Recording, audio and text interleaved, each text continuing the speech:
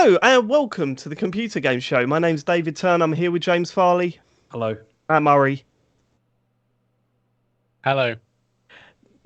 What was that, Matt? Unhelpful. Well, I was on mute originally, but I could have fixed this in the edit. That's well, we're not now because that's and Sean Bell. Hello.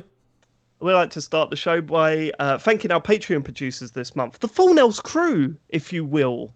They are Aaron Patrick, the QuickBooks chap, Simon Nelson, Jack Oven, Moomin Biscuit, Trans Rights are Human Rights, Dave Ernsberger, Colin Brown, Gazman, Rocketman76, Grey Dragon Claw, Fred Fenge, Smooth Monkey, Don Whiskerando, Colin Smith, Richard Sawyer, Tom S., John Tempelli, Jackie Sniper, Gordon Garrow, Save As Records. Whoa, got a rare doodah right there. Sam Higton, Max Watkins, Laser Quest, and Freelance Police. They're the Full Nels crew. There's no better crew out there. There's no better crew out there, Sean. I mean, we've checked. So solid. No chance. Not even close. Any other crews? I can't think of any. That's the only crew Tom. I've not. Which one? Tom Cruise. That's a good point. Yeah, he's Terry. not as good. Terry Crews. Terry. Yeah. Who's Terry Crews? I know that name. Was it Terry Crews? From Brooklyn Oh, Nine-Nine. he's from Brooklyn Nine-Nine, yeah. I know No, those actually, he might be better, but to be fair. But if you would like to join the Full Nels crew, go to patreon.com/TCGS. There are various different tiers, bonus shows, live streams, and of course, you get to hear Marvel calls a week early. Not long left until that's all over. Is it really Doctor Strange and the Multiverse of Madness? Oh no, that's This This Friday scary, is, isn't yeah. Okay, yeah, that's I'll warn you, Patreon don't. supporters, it's not a great one. James and I were both quite drunk, and I don't like. I mean, we mentioned this. I think we mentioned this last week, actually.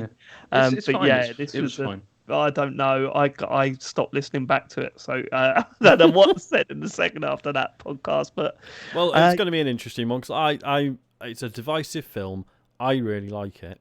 okay, So, right. yeah, Friday's going to be a treat, isn't it? it is going to be a treat. It is going to be a treat. I've just realised that I've actually got loads of these to catch up on because I also smashed it when you released them all pre-Endgame. But I haven't listened to any new ones post TCGS Con. So Rude. It's really but nice you- just listening to him week by week. Like you're just like a normal guy off the street. And No, not a celebrity like us four, you know. I like to mainline. But that's it. That's the Patreon stuff done. Let's get on to feedback. Matt, they all love it last week, did they? Yes. Michael yeah? says, thank you. I'm so comfortable now. The package is secure. Last week's episode satisfied me in so many ways. Ah, yes. So satisfied. Sorry. Was this the guy? This is the guy who asked about our underwear choices. Oh, that's Okay. right. There's been our Discord has been non-stop pants chat. For some reason, it's all been in the Patreon channel for no apparent reason. That's true. Even though it was on the main show. That's true. But then I main posted my my was, referral link in the Patreon one, and I thought it's a bit much if I then also post it in the main podcast one. Like, oh, by the way, Well, I mean, done. that was quite weird. It took until after the podcast for me to realise that what are the pants that you wear? What are they called? step one. Now, since I've pointed out that they sound like training nappies, Yes, They really do. is that They all really that's do. stuck in your Yeah. I mean, I haven't Someone tried posted- pissing. Imagine if I just tried pissing myself in. I'm like, oh, actually, this is completely watertight. absorb. This is completely fantastic. dry. I'm gonna go to That the sounds like a supermarket like street. this. Mummy, wow, I'm a big boy now. What I don't get is that I mentioned mine, not a single person. Actually, no, one person in Discord mentioned that they used the brand I did. It's all step one. I still don't understand how that works. I don't understand how that works. We don't need to go into it. It sounds like a lot Get a of work, pair. doesn't I it? guarantee they'll feel amazing, Dave. But what about when it gets really cold? Does Well, it pop out of its little Pop out pouch? of what? You're saying it's in like a little pouch. Surely when it's really start cold, it talking retreats. about If this. anything, That's what I'm talking about. So then it gets hot again, and does it go slide straight back into? we'll see. Anyway, It stays in the pouch. let's Perfect. move on. Bonus show stuff. It's bonus show stuff. Usually, go on. Not at all. Go on. Stuart. All right, lads. Stu here in response to SMW's wanky little pop last week. Can I just ask if he's a real Stu? Maybe it's just a Stu masquerading as one of us, casting aspersions from within just to get in with the lads. I will admit my sign-off was pretty petty and unnecessary. But like Matt, I'll take the cheap gag every time. I do apologise, however, you lot of fucking mint. That's it, Thanks, Stu. That's how you come back. That's how you come back. I'm so glad, because there was part of me that was thinking, oh, did he take it seriously like the week before? And I hope I haven't upset him too much. But that's how you come back. Attack one of the listeners out of nowhere. Love that, Stu. Love that. I wonder if S&Ws can come back from that. We're I gonna doubt see. it. Discord's own Steve has messaged, I just wanted to follow up on your great love-making music suggestions. I cut and looped an edit of David moaning over Die Docs. Strangely enough, it seemed to get my partner and I in the mood. Here's hoping we can tell a future child that they're conceived to a fan favourite Super Mario 64 track. Appreciate y'all. You're welcome, Steve. You're welcome. You know, if I can give you the gift of love, then all I can say is you're welcome to it. It's a noble thing you've done. Maybe name the child David. Yeah. Maybe name the child David. Mm-hmm. Yeah, good shout. Little Mickey Big Bollocks has messaged, of course. Or maybe name your child Little Mickey Big Yeah, Bollocks. so that would be that fun. works. Yeah, as well, do that. think. I mean, they'll definitely have the kid taken off you. That's the only. Could you imagine being the registrar? Sitting there. Okay, and what are we naming the child? Little Mickey Big Bollocks. Okay, let's. Is the child having your surname? Nope. I don't think I can fit that on the little thing that goes around their leg. But give it a go. Someone got a pen. Go on. Little Mickey Big Bollocks over here. Okay. Dear friends, I listened with great interest to the discussion of PS5 or James in your recent communication. Very, very formal. This hastened my thinking as to what you think a James subscription package may look like. Currently, PS Plus has a model of Essential, Extra, and Premium, $6.99, $10.99, and $13.49 per month, respectively. When applied to TCGS, this could equate to a listener at Essential getting This could equate to a listener at Essential getting only, for example, Matt's audio stream. At Extra, they receive Dave and Sean in addition, but only at Premium, we had limited for vital contributions from the Great Doctor. I, for one, would be urged to secure the top tier if only I could ruminate on the public musings of Dr. Boomstick and the responses of "fuck off," "that's utter bullshit, you wanker," and "are you even there, James?" they elicit. In addition, it may spur the fucking freeloaders who listen to the pod and pay cockle for the honour in future. Kind regards, Mick. Lowest possible patron tier support since day one. I do like that as an idea. Though. If you sign up to us on Apple Podcasts for free, it's just a blank audio. Like it's just 2 hours of silence, and then if you go Essential, it's just Matt's bits. Go, yeah. And then the more you pay, the more of the pod you get. What a way of doing it. It is a good idea. Now, something to experiment with, I think. Here's the thing. Always look for a new revenue stream, so something to experiment with. Here's the thing, Matt. I bet you're sitting there going, well, why am I the cheapest? Well, I know I'm the cheapest. Well, here's the thing. What the next tier, you get me and Sean. So, in fact, actually, we're the cheap ones that just chopped in the middle. Yeah. We're worth half of that upgrade. You're worth essential. $6.99, right? You're worth $6.99. We're worth £2 each, Matt. Like, it's not great, is it? Yeah, that is harsh on Sean. It's not great. Yeah, you're the most expensive. You're the most expensive one. Thinking about it, and essential. £3. And essential, yeah. Oh my god! Rather than extra. Horrendous. How embarrassing for everyone involved, not me though. Shame. Adam Turner. Hi all. Long. I've just seen one of the words in this. And okay. Hi all. Long time since I contacted the show. Just wanted to thank you for last week's podcast. Dick, pants, and sex chat had me laughing out loud on the train home.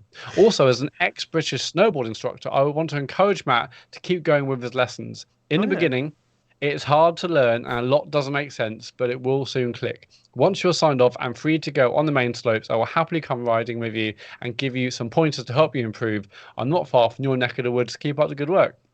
I don't think I could ever get into that at my age. Well, snowboarding. What do you mean? I'm older than you. I've done it.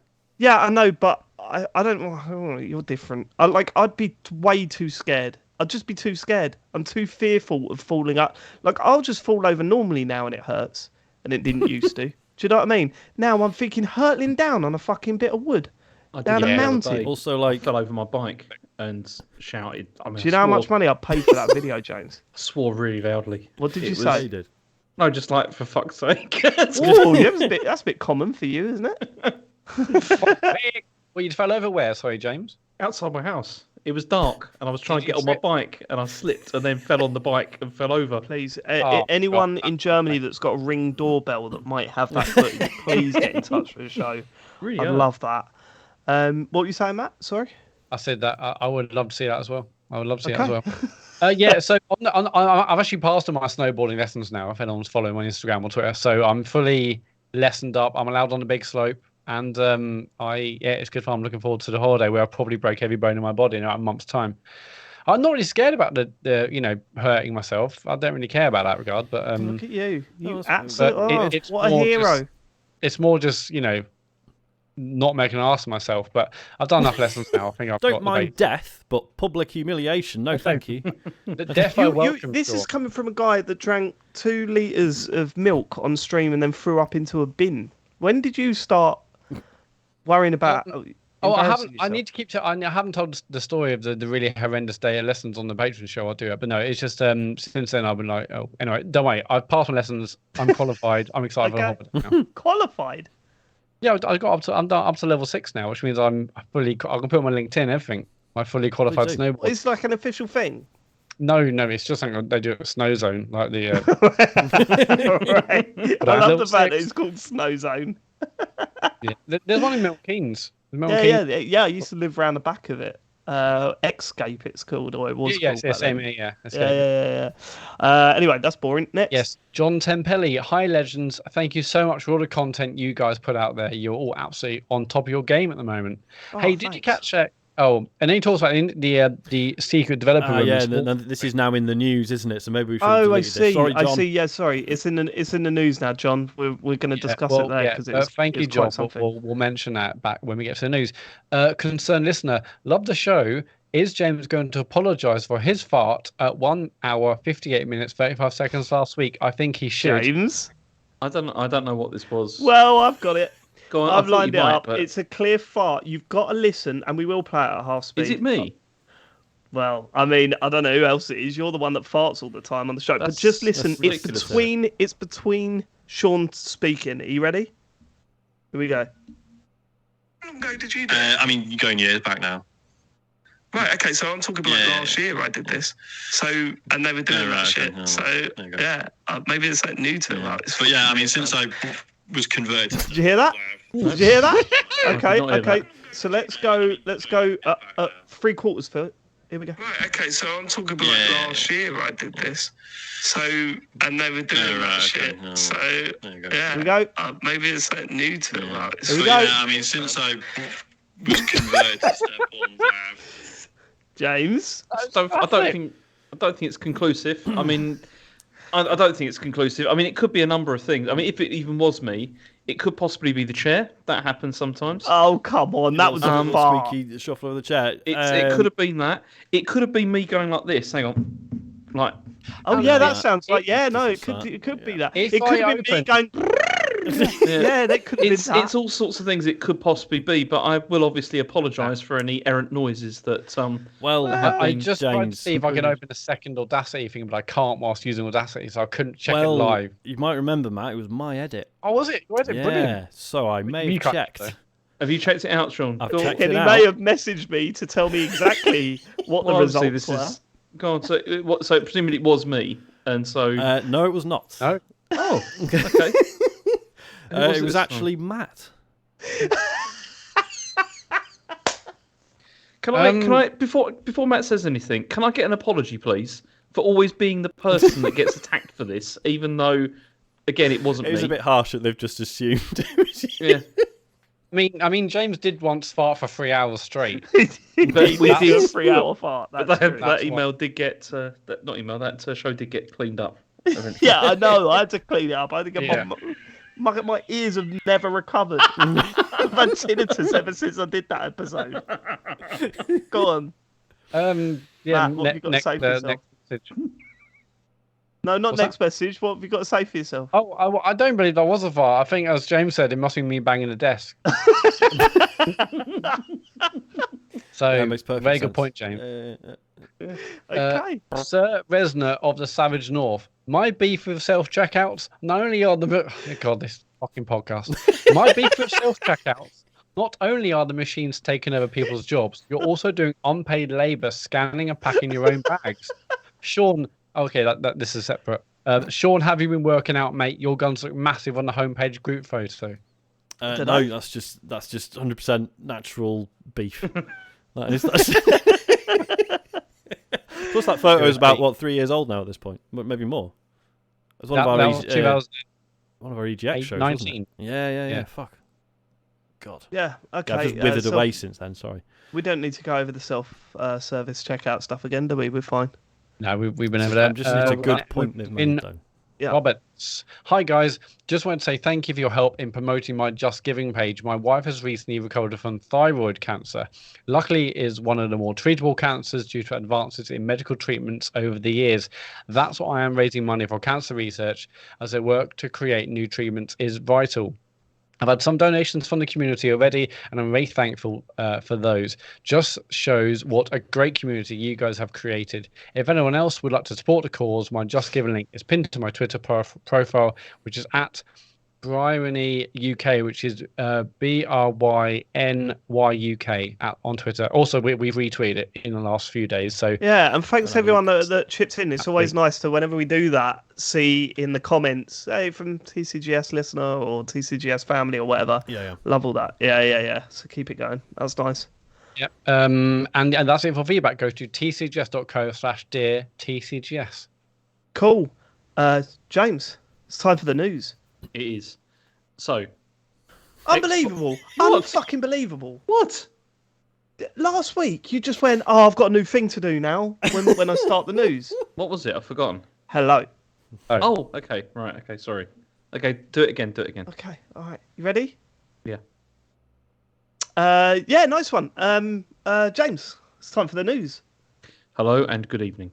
Okay, he said I did that bit, but that's fine. That's What? fine. Okay, don't worry, forget it. No, because last week we had this discussion about the good evening thing, whether I should say that or not. Sean was of the It wasn't opinion. good evening. It wasn't good evening, James. I know exactly, because then Sean was of the opinion that it doesn't matter. Are you actually 60 years old and you just lied to me for this long? What is wrong with saying good That evening? would explain a lot. Nothing, but you'd agreed that it was going to be hello. I And know, that but was it. it's not long enough as Right, as okay, an intro. Right, okay, well, you didn't discuss that with me, and then you forgot it when it comes. Anyway, what's the news, James? So, Xbox gaming revenue has fallen by 13% during the holiday quarter. So, Hey. what this is Wonder the why. content. Well, this is what I'm getting to. So, the content and services revenue for the quarter was down 12%, while the hardware was down 13% compared to last year, the same period. And Microsoft have said that it's this compared with last year, this was down on a strong prior year comparable, with declines in first-party content and lower monetization in third-party content, partially offset by growth in Xbox game subscriptions. well, there Xbox you go. Game Pass subscriptions, yeah. That's And- just them saying, look, Game Pass is still doing well. Yeah. It's just everything else isn't. Yeah, Yeah. it's doing well It's not- considering. It's not massively But this- surprising. They'd already reported that they were going to make a loss this year, right? This is what they said, and it's also, I mean, most of the tech companies seem to be. Well, that hang seems on. to be what's They haven't happening. made a loss. No, No, they've just sorry, not sorry. made as much. Revenue Sorry. is down. Yeah. basically. The revenue is down. Yeah. Sorry. Yeah. Yeah, you're absolutely right. But it's also, I mean, it's like that across most of these companies now, isn't it? Like they haven't grown as much as they thought they were going to, because they seem to think the pandemic was going to last forever, and that people were just going to But keep also- buying stuff. Well, yeah, but in this specific case, it's because they haven't released any fucking games. Well, there is Yeah, that well, as well. that's help. part of it I as well. I love the fact they had a strong thing last year because they released 2 games. Yeah. Like, oh, it was a crazy year. But you released say that, though, game. and I thought the same thing. But also, hardware sales is not, is it? Not They're decline, down but- on last year. Yeah, they're down on That's last surprise. year. down so- because Yeah. I don't know. It wasn't like there's a big title to push hardware either. So Yeah, I true. can see that. Just you would think generally with availability and because we sort of blamed, like, during COVID, people being worried about job security and stuff. I assume that's sort of leveled out now. Maybe not. Well, yeah, but you've also got the fact that everyone's crisis. paying a ridiculous amount of money for everything else at the moment, which hasn't helped, has it? Crisis and everything being more expensive, and a recession basically happening, but no one's saying the R words, and it's like there's no surprise really. Although I'd love to know the percentage, we're never going to get it, of their sales of the Series X versus S, because I wonder if the Series X sales are down, but S is actually doing well, but obviously the cost difference doesn't offset the X.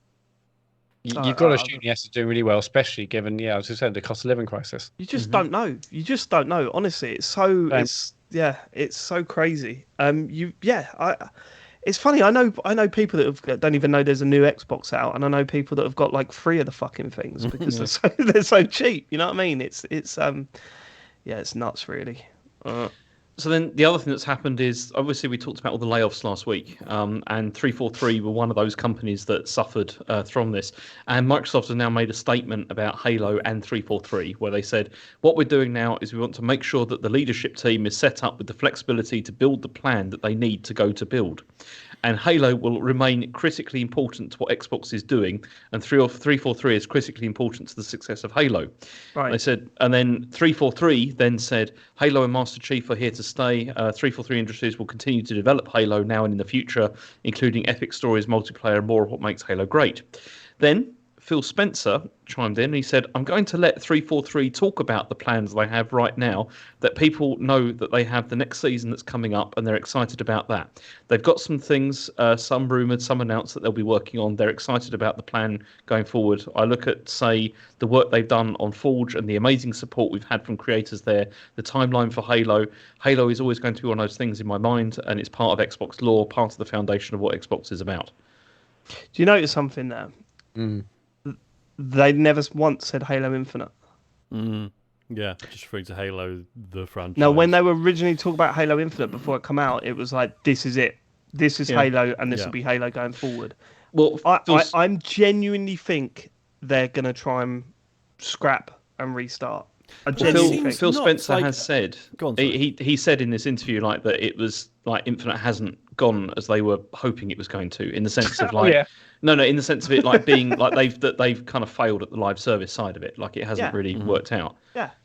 But the thing is, the way they'll look at it is what's going to be a better thing. For starters,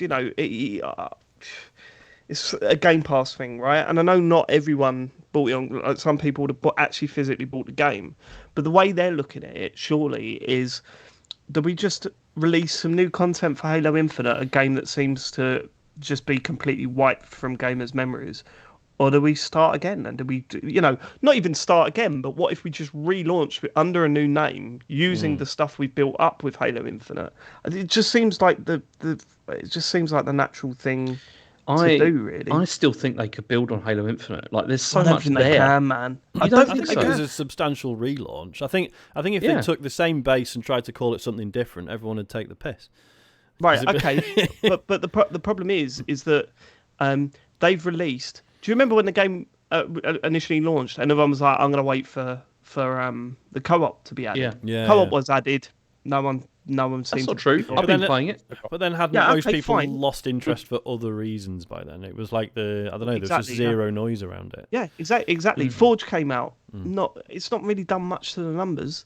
It's honestly, if they turn around and said we're doing a whole new 5-hour campaign for Halo Infinite, it's not going to have as big an impact as launching and that's what I think that they missed the most with with Halo Infinite, is they should have had like a, I hate saying this, but a roadmap for like single player. Why do you hate saying that? Because it's marketing speak, isn't it? For well, the whole really. thing. It's used in every language, in every industry. Yeah.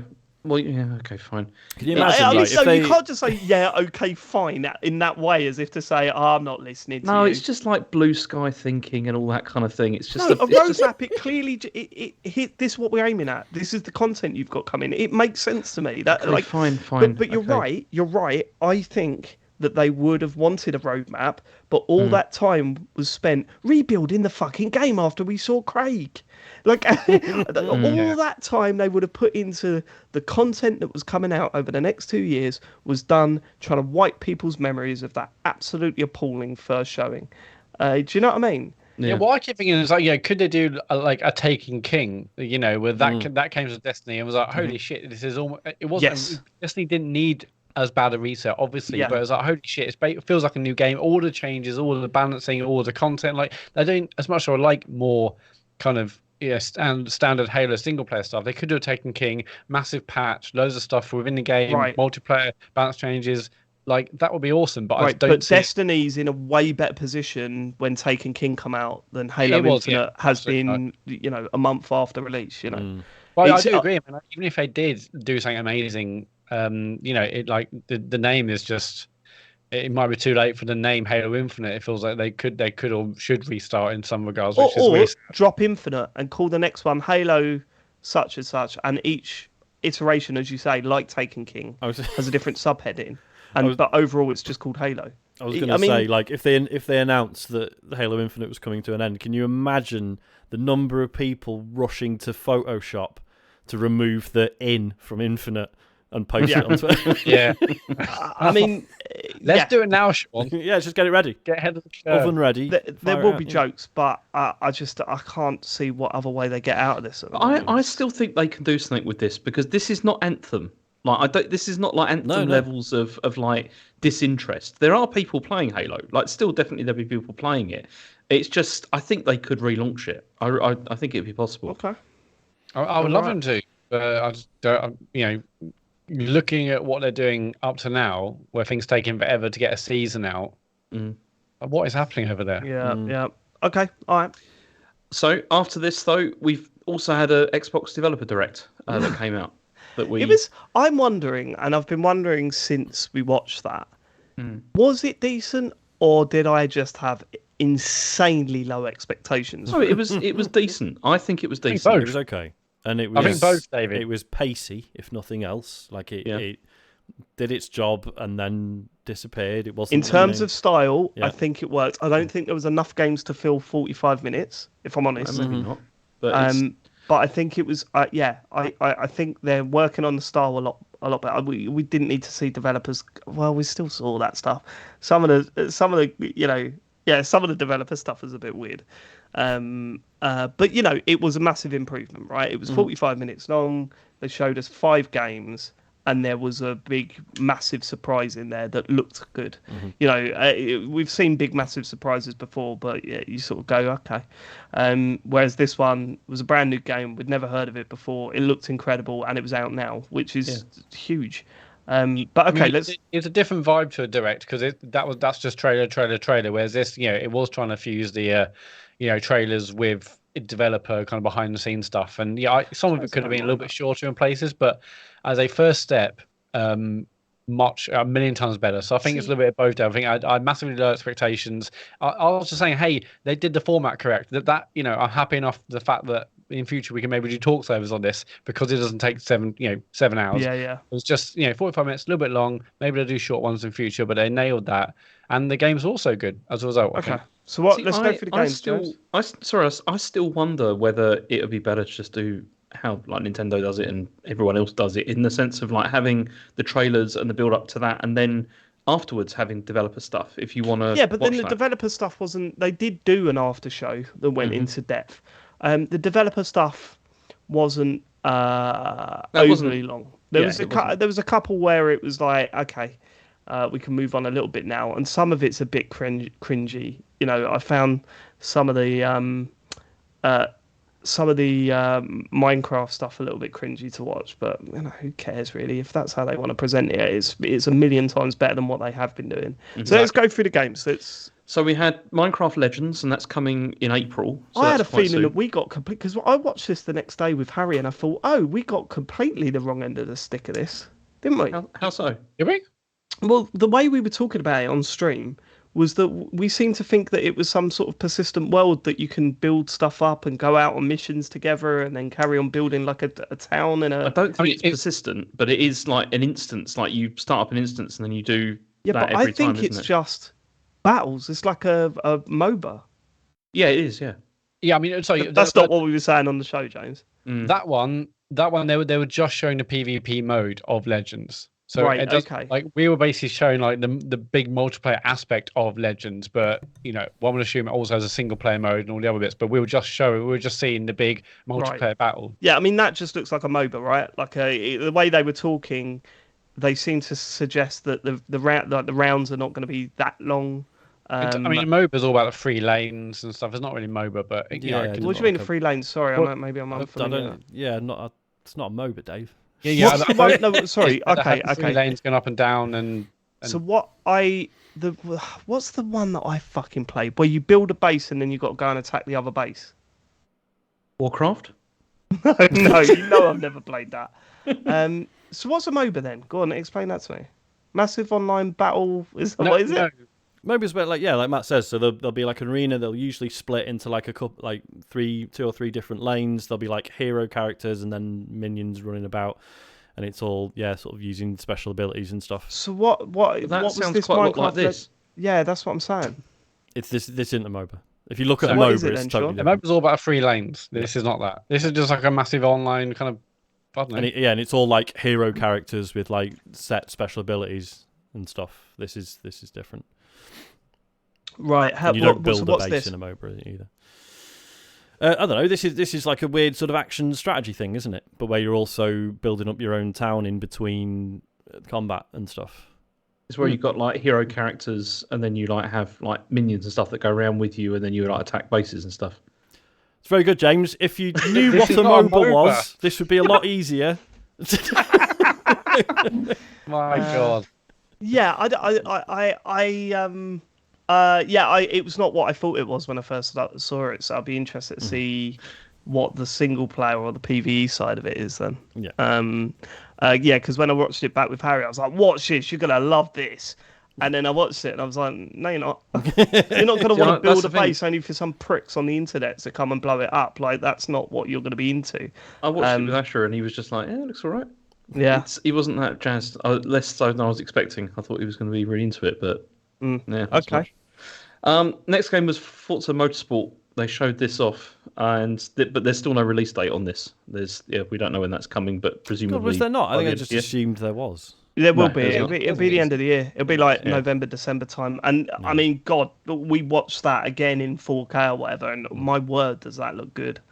I mean, Yeah, because I think Jeff Keighley was saying, he expected it to be about June, but I was like, it's going to be delayed to the end of the year. So there was no indication of a release date.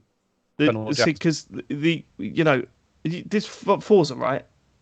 Yes. We're talking about So so we watched the trailer again, and I thought because he was like, new Forza Horizon. I went, no, this isn't. This is just track racing or whatever.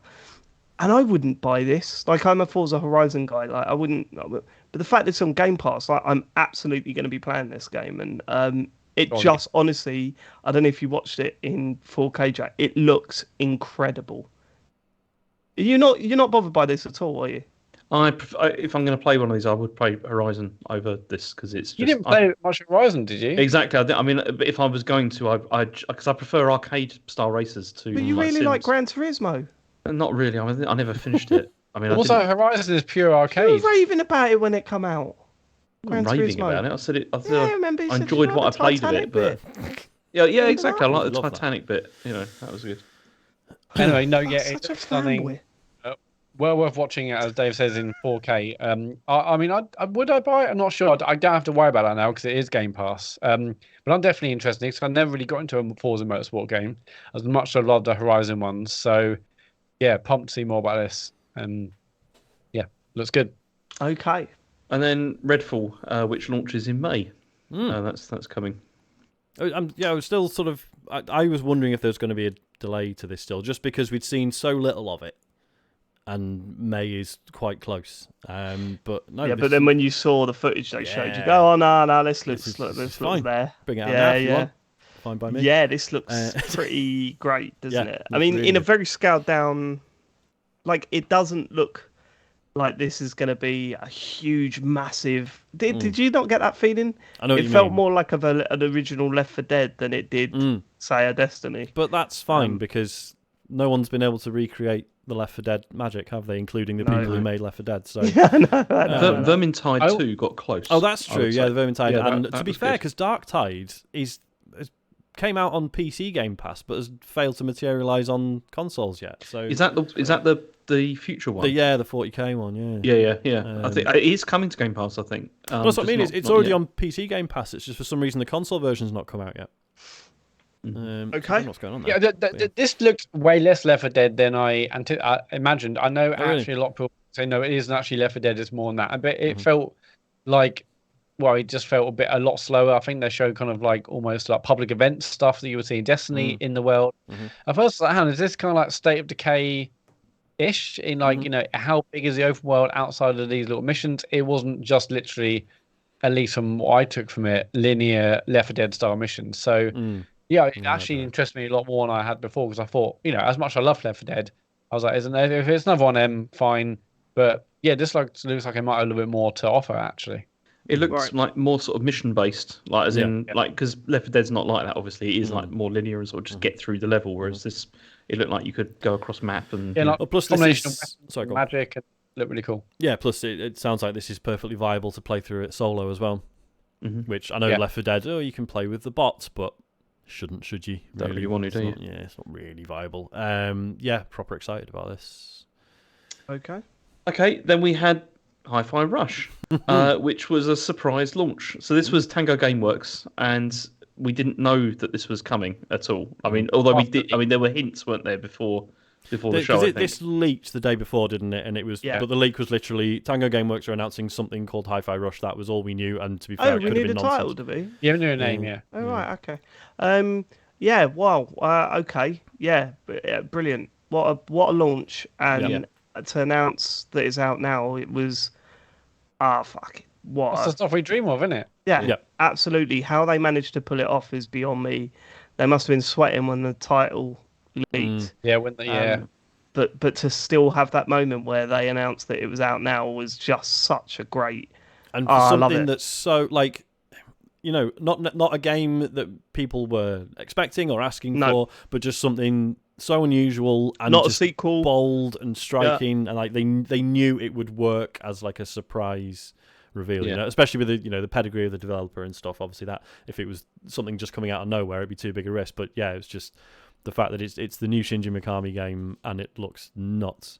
I was just astonished by this, honestly. But we'll talk about this later. We're going to talk about it later. Yeah. You weren't at the time. You weren't when they were showing the game off. You were not impressed. Is that when he was playing on his Switch? No, that was during Forza. No, there was.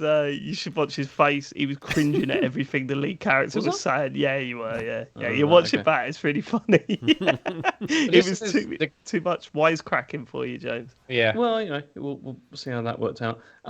Next... No, but on that, I mean, that is exactly one of the benefits of Game Pass, isn't it? To say it's out now, like bang, like the amount of people downloading it or queuing up for download. That is one of the big although like, Game Pass can be so good when they say it's out now, bang, and everyone. I wonder if that does work, like as a marketing thing, because there's so much to a build up of something. And when I was looking on forums and stuff, there was a lot of people that were like, "What's this game? What is that? It's come out now," because they don't watch that. Like famously, if you didn't watch that, then how would you know that there's a brand new Wicked Action game out on Game Pass? Like, because everyone on Twitter is talking about it, really. I know, but maybe not. Maybe people aren't following everyone on Twitter, Matt. That's what I'm saying. From a marketing point of view, I'm not so sure that is like a great idea. I mean, it's great all for about us. word of mouth, I think, and like it's suddenly everyone's a buzz of like, what's this game? What has got announced here? Like, it's out now. It's free if you're subscribed. I'm not so sure, man. And it doesn't work for every game. Lots of games need that long run up and all the marketing and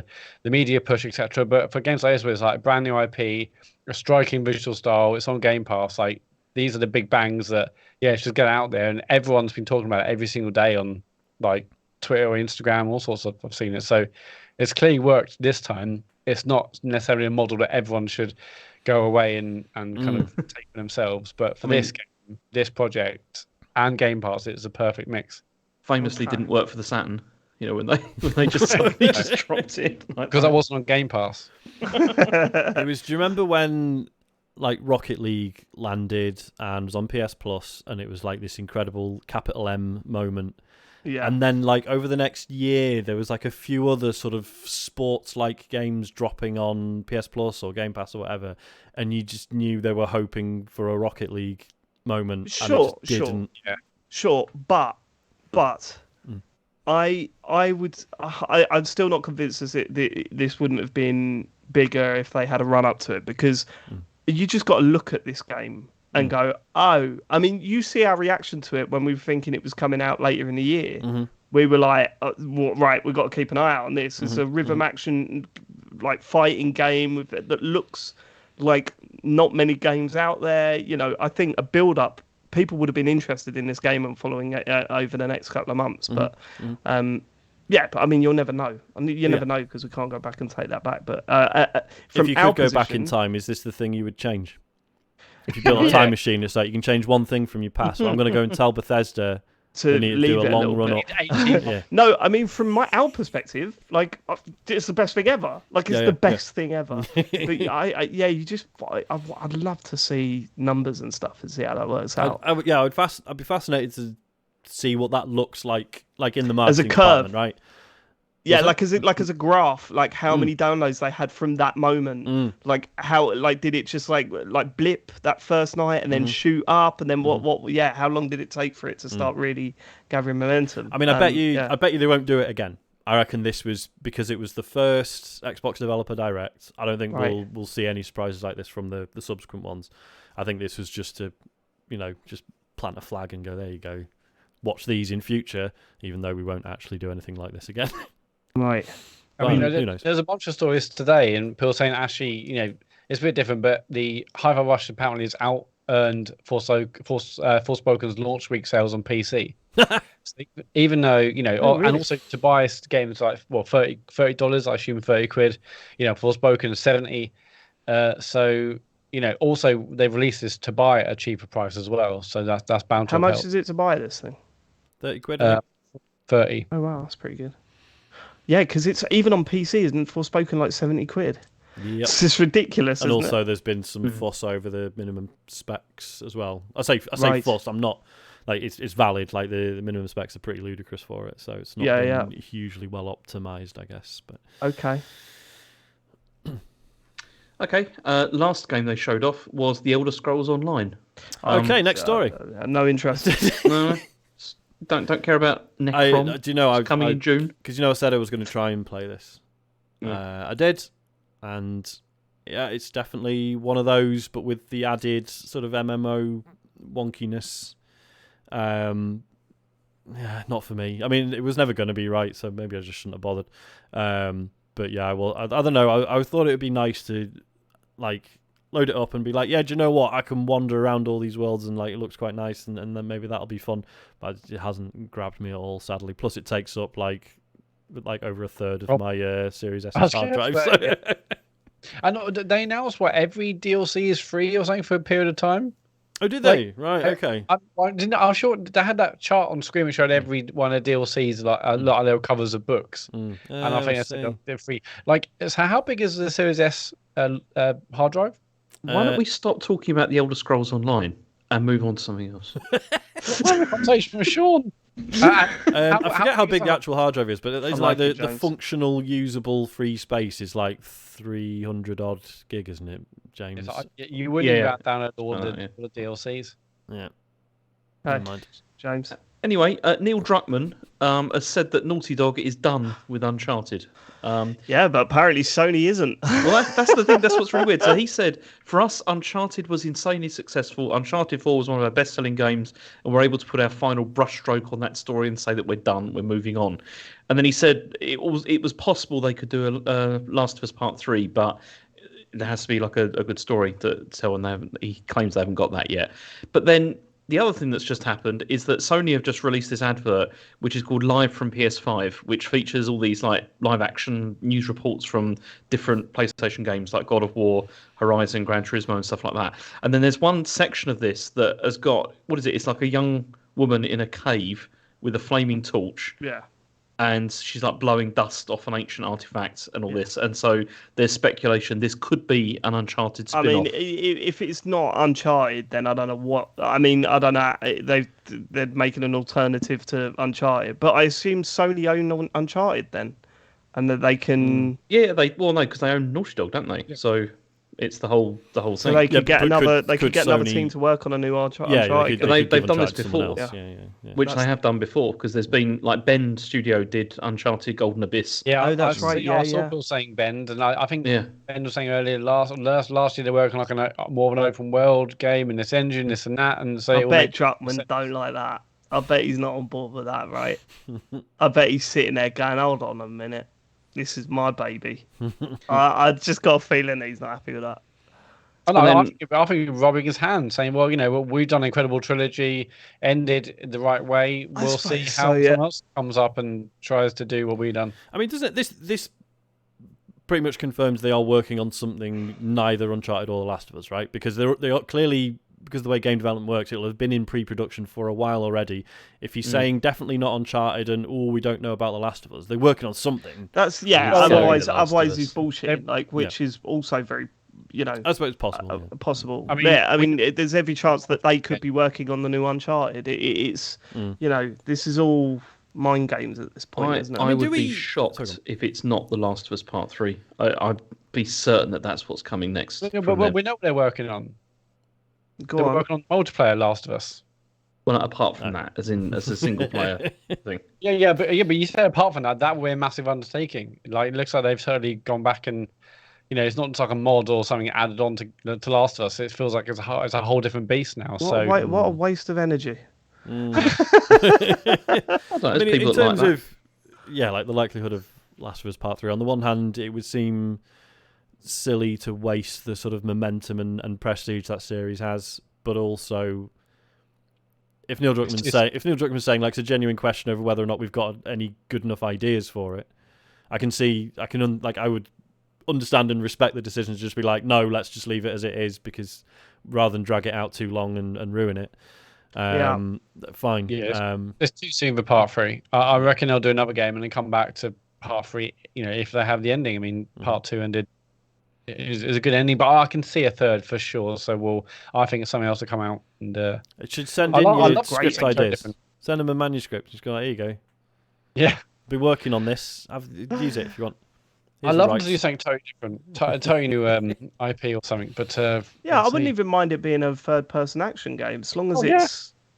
it's a different story with some new we, interesting ideas. Could we get a prequel to the first game and it's just about Joel just being like a normal guy with a job and just going Just about goes his life? to work and that. Yeah.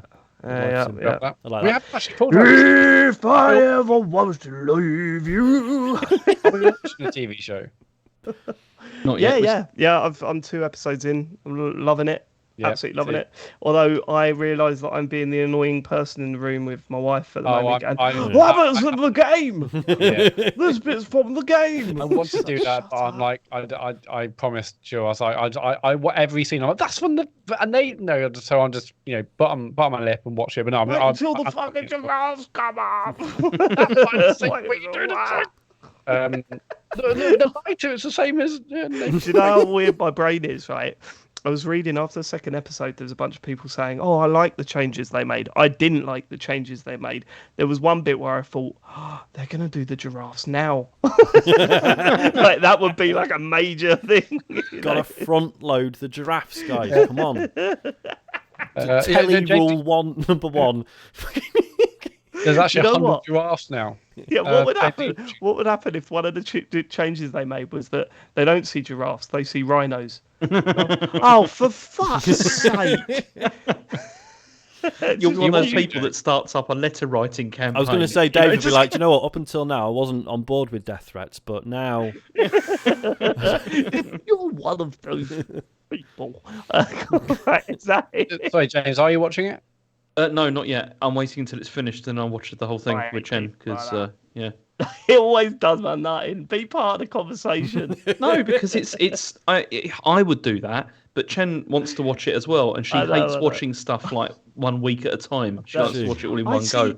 binge. I hate it I would hate it if everything we watched was like that, right? I like binging shows, I get that, but there is something about a weekly release show. Yeah, sure. There's something about because you're like, oh, it's Saturday, oh, it's out. You know, I like that side of things. So yeah, I've been enjoying that. It was certainly like that with The Patient when we were watching The Patient, and that was coming out every week. It was like, oh my god, there's a new Patient to watch. Oh, yeah, but we watched The Patient over Christmas actually. Yeah, oh yeah, did you like it? It was good, but nothing more than that. There's friendship James, ended. What did you think? I really enjoyed it. I thought There we go. Matt's the loser. It's a loser then. Didn't go far enough. I didn't do enough. Didn't go anywhere. Just thought. Fucking hell! You kidding me? I wanted it to do more, and it didn't do it. It was. I was enjoyable, but it wasn't like holy shit. Yeah, this is it. See, Matt wanted the SWAT team, and he was, let's I was very end up happy on the with top the of the ending to building that, with a 'cause helicopter over the top. It felt more real to me, that ending, because it's horrible, great. but it's it's felt more real. A friend of mine at work complained about my recommendation for it and said, "Why did they go into all of his family? That's the whole theme of the thing." What? Jesus. I had an argument with someone at work about it as well, who kept on going on about how it didn't have a satisfying conclusion, and it's like, but it doesn't need but to. It life doesn't have to. Life doesn't have a satisfying conclusion. Exactly, yeah. I was actually quite scared about the ending, but I have talked to you about. We've got to stop. Yeah, these are we're walking. I was going to say, I mean, I've now gathered that the ending is not nice, but okay, never mind. I'll probably never watch it. It sounds a bit stressful for me, Really? to be honest. Should. It sounds really good. Watch it. But I just don't know. These things Okay. stress me Worth out. watching. 100%. New computer loves game that shit. show. I'll get her to watch it and tell The me. computer game show. Let's move on. To Also, next it's amazing. They're only like 22-minute episodes, so you can really one through them. Fucking love that. It's really good. I love it so much. Come on, let's move on. Okay, so sports story. There's been some interesting stuff that's happened about that game. Really? Over this week. Yeah. So people found a hidden game development office that's filled with unhappy workers inside the game. And So did you see how you do it? It's quite complicated, but No, it's not complicated at all. Really, it's pretty simple. You get in one of the rooms that you go in quite regularly. It's right at the start of the game as well. You move a box in front of a doorway, and you walk out of that room, and then you walk back in because the box is there. It sort of stops you going into that space. Yeah. So So then then you're you're in in. boundary Yeah, zone. you're glitched Yeah. into the open environment or whatever. And there's one room, and they have full-on conversations about game development in there. It's wild. I've not seen. Oh my god, it's nuts. It's nuts. You go in there and you talk to the people, and like the workers said things like, "You might say we're experiencing a troubled development," was one of the things. And then somebody said, "You might also say somebody kept requesting new features, and my original vision no longer exists." Yeah. Yeah. And there's a character in there at the top of the room, right, that's very specific. Like, if it's not based on a real person, I'll be like, it would blow my mind. I was going to say, my understanding was that, that person in the top left is the one who put this together. So they're talking like autobiographically. Right, so the top left, but I'm talking about the one in the middle, because they turn around and saying, like, the stuff they say about that one in the middle is like, she turns around and goes, "Oh yeah, you will listen to what I'm saying because yes, I've just been hired to work at this place at double your salary, but I'm now in charge and all this sort of stuff." Yeah. And it's like really kind of like, it's quite awkward to read. Yeah. And this might all be bollocks, and it might have been like a joke that they had in the game, and they had to cut it last minute, right? But the next bit of the story makes you think maybe not. I know, because you see, so then one of the other quotes was, "One might even say that we should have just made the game work rather than adding new features," was like the other thing. But then they patched the game, so it's been patched, and I think they said originally that you couldn't get to this. So in the patch notes, because I saw it, like, because I got the game, right? So I read the patch notes, and it says access to hidden developer room has been removed, right? Only it hasn't. And it hasn't, has it? So this is mad. So it's been patched, so you can still get to this room though, but they say different things now. So you walk in there, and then you speak to like the guy at the top, and then he just says, "Not only are we ahead of schedule on development, we are also setting records in employee happiness." Our staff are all well rested, well fed, and their self-esteem is skyrocketing. Yeah. I can assure you things are very much under control here. I promise. Yeah, it's Okay, so I've been reading up on people's interpretation of it. So there are people out there that think that they're talking about a jungle in one of the dialogues, and they're saying that there might be more hidden stuff within the game, right? And that there might be some sort of hidden treasure hunt. So this might not actually be commentary on what the developers were going through. I think that's a stretch, right? And I think it's more likely to be them actually expressing. Yeah, I mean, considering the state of the game. Yeah, like, really. If the game had come out and been perfect, yes, you would read this just as a funny joke, or as you say, like a weird Easter egg or whatever. But yeah, given that it chimes so perfectly with the state of the game upon release, it's very easy to read this sincerely. And then, I mean, the changes to me, and again, this is pure guesswork. We don't know what's happened. To me, this looks like basically someone was told, like, what the fuck, like, fix this. And they've gone, okay. And they've just done the most passive aggressive thing they could. That's how it reads to me as well. I mean,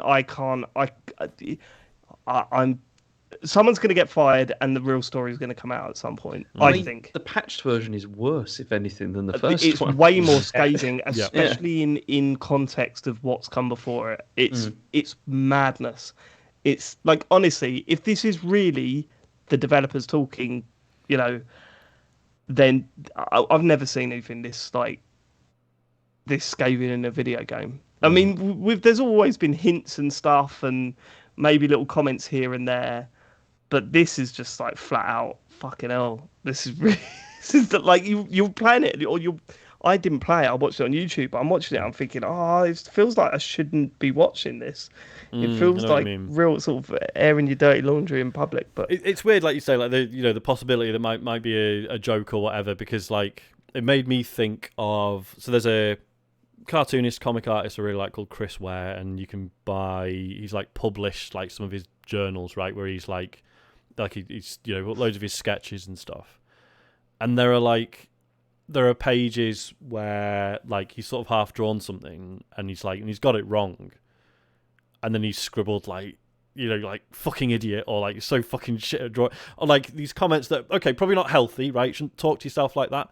But he might have just found it funny, but when you're looking at it out of context, you're like, shit, he's like this tortured artist, and maybe he wasn't, right? You don't know. And this sort of reminded me of that. There is, right, but these edits to it really make it look like it's real, and they were told to change it. I can't wait for the next update, Sean. I'll tell you that. Yeah. I mean, I surely whoever, if we're right, and someone was told to change this, and this is what they've done. Presumably they're going to have their like access revoked somehow after this, right? You wouldn't ask them, oh no, don't change it again, please. Do it right this time. That's not going to work, is it? No. No. Yeah. Right. Okay. That's one to keep an eye on. Yeah, if there is indeed a like in-game treasure hunt, and this leads into almost like an ARG type thing. That's very interesting, but we'll see. Yeah, I'm not sure that. I don't know.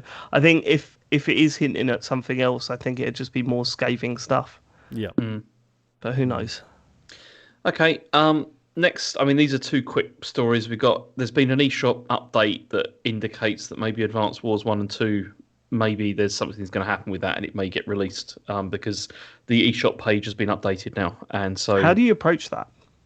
From a Nintendo point of view, what do you do? So if they have what seems to be suggested, that if they have removed a certain faction from that game, I don't know how you do that though. How do you you'd have to rewrite the entire story. Rewrite it all. Yeah. But then at the same time, how do you go, doesn't matter now. We've not released this because of the war. Yeah. Oh, we're going to release it now. Yeah. It's really hard. I suppose you just bite the bullet and release it, right? Or maybe just put it on the eShop and don't make a big song and dance about it. But even that seems a bit snide, doesn't it? Like it's not. I'm not sitting here saying they should not be releasing this, because I just think once you've made that statement, you've put yourself in that position now. It's like, how do you address it to get out? Well, this is it. Like, ultimately, yeah, if you're saying, oh, we shouldn't release this because this war's just kicked off, the implication is that by then releasing it, you're saying the war's over, which it is most certainly not. And it's not what they're saying. Exactly. You know? But it just, yeah, it just looks crazy. odd, doesn't it? Yeah, it's awkward. Yeah. So the other bit of news is that obviously, as we now know, GoldenEye has come to Switch Online and Game Pass, and it's now out.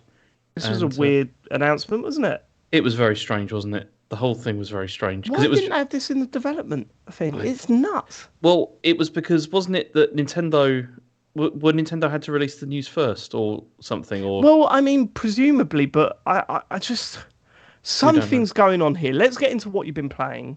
James and I have been playing GoldenEye. You know, our main concerns when we were talking about it last week were should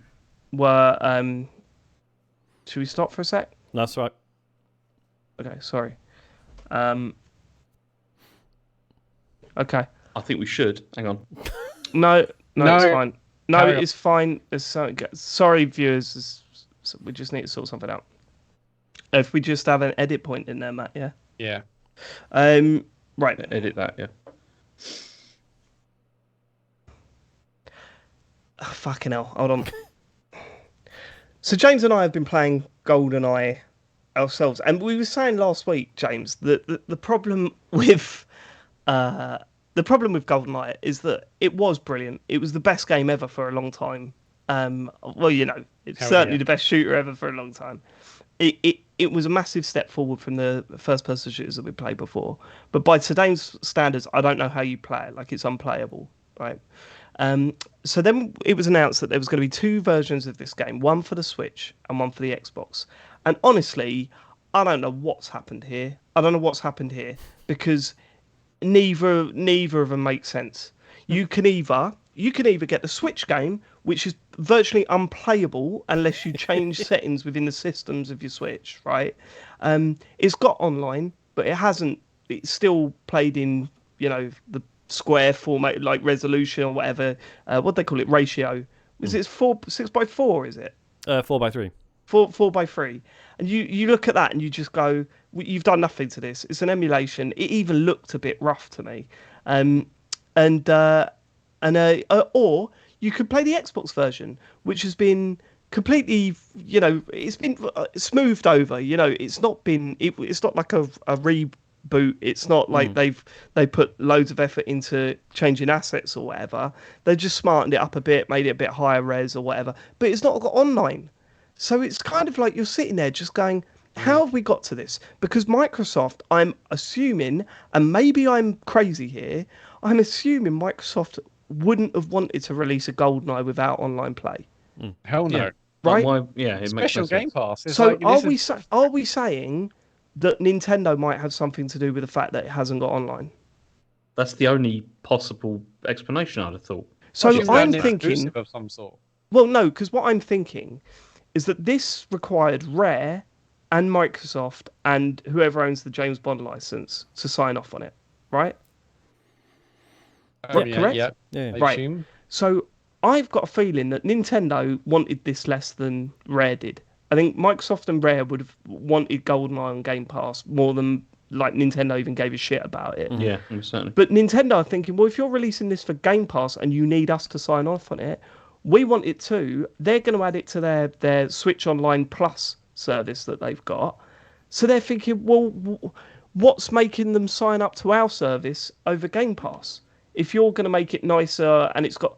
So I can only assume that their view was people are going to want to play it online. So you're not allowed to have it online. Otherwise we ain't signing off on it. That's all made up in my head, and that may not be the case. But in my head, that's the only possible thing that might have happened to stop this having online. It doesn't make sense to me that it hasn't got so online. frustrating because all it means is that no one actually gets the version of GoldenEye that they want. Totally. Right. Totally. If they brought out the same version of GoldenEye on both systems, then fine, because great, I can play it in handheld when I want to play it in handheld, and I can play it on my big telly when I want to play it on my big telly. But something's broken down here, and yeah, as you say, I don't know if you tried it on the Switch, Sean. It's nuts. I haven't tried it at all, to be fair. I do want crazy. to. Yeah, but there's a few people saying you can make changes to it and it works. Isn't that like you have to go into the system settings and rebind stuff, though? It's not like... It's just crazy. I'm not going to do that. It's literally just the the original release, isn't it, that they put on there? That's right. And so, which is, I mean, I would say it is unplayable, like on the Switch. Like if it now, what I mean by that, by default settings, it's unplayable. 100%, it's unplayable. What I mean by that is obviously it's not. If if you want to try and relearn how to play a first-person shooter and completely forget the last 20 years of playing like dual stick and everything, you could do that. Like it would be possible to do that, but it's not a fun transition at all to like try and play it after playing twin stick shooters. Well, I mean, so I played the Switch version first, and I put about 10 minutes into it, and went, I can't even. Well, I got through the damn level, and I got into the facility. I was like, no, I'm not playing this. And then I thought, I'll try the Xbox version. Instantly, I'm thinking, this is fucking brilliant. Like, see, and that's what happened to me as well, because before this came out, I was a massive skeptic of this coming out, honestly, because mostly because people, there's always this sort of like, it's the greatest game ever made and all that kind of thing, and then you just think, oh, for fuck's sake, sorry. Do you want to use the audio device NDI audio? No, I don't. Sorry, I thought for fuck's sake was you talking about people talking about GoldenEye. No, hang on. To cancel that, it's probably still recording. I think, it is still recording. Yeah. That's what mine did. It's fine. Should we just continue, yeah? Yeah. Okay, I'm sorry about that. I don't know why. Why would it do that? Like, I don't know what NDI is. Yeah, it's what Sean and I used to record this call on. Yeah. Anyway, what was I saying? Let me think. You were skeptic about this coming out. Yeah, so I was a skeptic about this coming out because I played like Perfect Dark like not that long ago, and I just remember it being not that great actually. Like it wasn't. I didn't think it was really that good, and I just thought there's a lot of rose tinted memories of GoldenEye, and it came out at a particular time. Things have significantly moved on in the first person like shooter space and all that kind of thing. And I just thought, this has almost certainly aged really badly. Like it almost certainly has. And then the trouble was that I was backed up by this when I played the Switch version, because I was just thinking, this is awful. I was right. Like this is I don't know why anyone would want to play this, in this day and age. But then put the Xbox version on, and it's brilliant. It still is very good. So much fun. Yeah, it really, really is. It's nostalgic. You don't even think about the controls when you're playing that version of it. Like it looks crap, but it looks how you remembered it to look. Yeah. My favourite is going back to the surface level. The snowy level. And of course, on the N64, you could barely look 2 feet in front of you. All the fog is pretty much gone, which makes all the tension of that level go away. So that's like a slight negative or whatever. But I've only played like up to surface actually, and I did surface. I'm up to bunker. So I've only done like 4 or 5 levels, but I was like, oh my God, I'm definitely playing through this on all difficulty settings, 100%. Now, I know that there are some really frustrating levels in this game. Of course there is. But, who cares? I'll play them. And just for those moments again, like I loved it. And it's such a shame that we can't play this online, because I don't really want to play those crappy controls against you guys like online. No, like, it'd be awful. It'd be awful. I mean, I've seen some people say change this and use this stick here, change this the this is binding. what we were talking about. It's what Sean was talking about, remapping within the system settings. No one wants to do that. Because when you remap stuff in the system settings, that's not per game, is it? That's for everything. I don't know. Maybe you do it within the N64 settings. No, I don't know. It was definitely in the system. That video we saw was in the system. Okay. In which case, no, I'm not doing that. So as soon as you want to play something else, you've got to then go back and change them all back, right? But I was with you, James. I was sitting there just going, people are so stupid if they think they're going to get enjoyment out of this game. It's so old, and it was of that period where it's the early 3D stuff, which never really looks good in this day and age. It never really works well. But I was so wrong. It really, really is good fun to play. I mean, that facility level is still brilliant. Yeah. Getting into a tank in the runway, it does so much that games didn't do back then. That it's still. That's why it was so good. And it really is just It's also really interesting to see like all like the old like game design decisions as well, like how things have like really changed, but then it's still fun. Like it had like like the fact like with the objectives you're given before each mission, and how when you're actually playing you get no guidance whatsoever No of guidance. how to achieve these objectives, and so but that's I mean, nowadays they'd never do that because people would just get too frustrated with it. But the big difference is that levels are so much smaller back then. So if you've missed an objective, it doesn't take you long to get from one end of the level to the other and realise that, oh, I've missed this room, there's the objective sorted. But like these day and age, the levels are so big that if you had that situation going on, it'd be a bloody nightmare.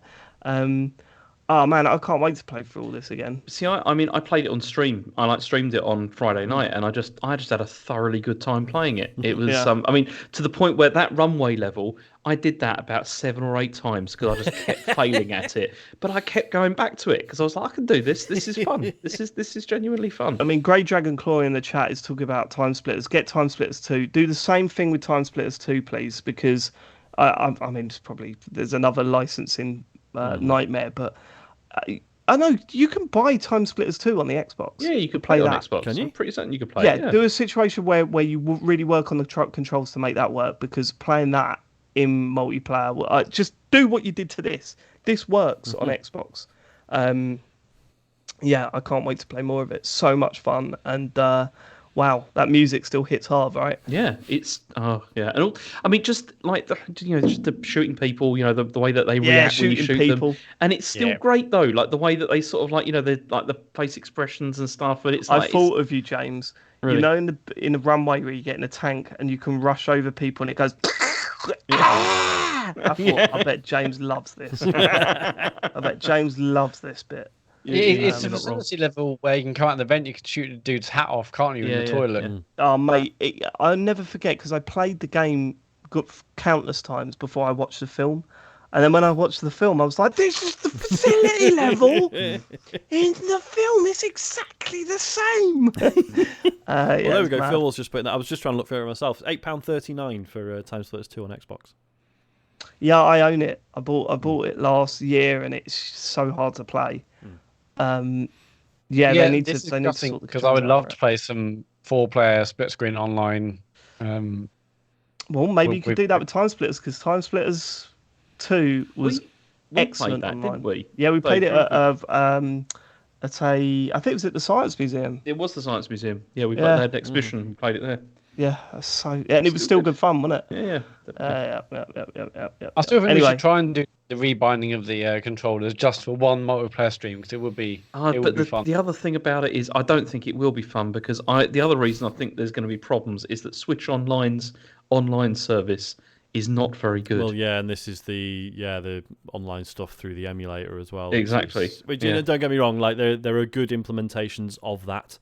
A lot of people play like old fighting games with that sort of tech, but I can't imagine Nintendo's version of it is up to them. Well, put it this way, I've played it like with Asher in our own house, like over things, and it sometimes is unstable. You're just thinking that's probably not great. It's. All right. Yeah. Okay. Where do we go from here? I think maybe we do Hi-Fi Rush. Yeah, for sure. So. Hi-Fi Rush was the game that was announced. We mentioned it earlier at the Microsoft Developers Direct. It is a rhythm action game. It feels like there needs an emphasis on the action, doesn't there? Rhythm action brawler, and platformer. I mean, this is a lot of people were like, but they make horror games. Tango Gameworks do horror games. Like, yeah, but it's Shinji Mikami and a load of people he brought over from Clover. Who did obviously, Beautiful Joe and stuff, which suddenly makes complete sense, right? Because this is very the art style, very Xbox 360 era. I think. When you would get those sort of those bright, it was Lollipop Chainsaw, Killer is Dead. It's stuff like we had tons of third-person action games that looked different. and had a unique idea. And Way more this Dreamcast than feels Xbox. like Xbox, I felt like was a bit more grown up, whereas this feels like pure Sega, pure Does feel a bit Dreamcast. Dreamcast, yeah, for sure. Like obviously very Jet Set Radio, of course. I don't know. There was that era on that 360 where they were putting out all these wild third-person things. But so I've only played the first level, which is essentially the tutorial. Yeah, so but also the first boss. Yeah, so I haven't seen the second boss yet. Right. I think I'm close to it. But yeah, Yeah, so same I'm like here. I'm on the last level, and I'm about to see the boss of the second level. Yeah, cool. You're on the sorry. I'm on the second level, and I think I'm about to see the boss. Right. Okay. But you finished it, James. I have finished it. Yeah, I finished it. Yeah. Right. So I mean, from what I played of it, I fell in love with it instantly. I think it looks absolutely incredible. I got the ideas it was getting across. I was excited by the amount of combos I seem to be able to do already. I was totally blown away by it.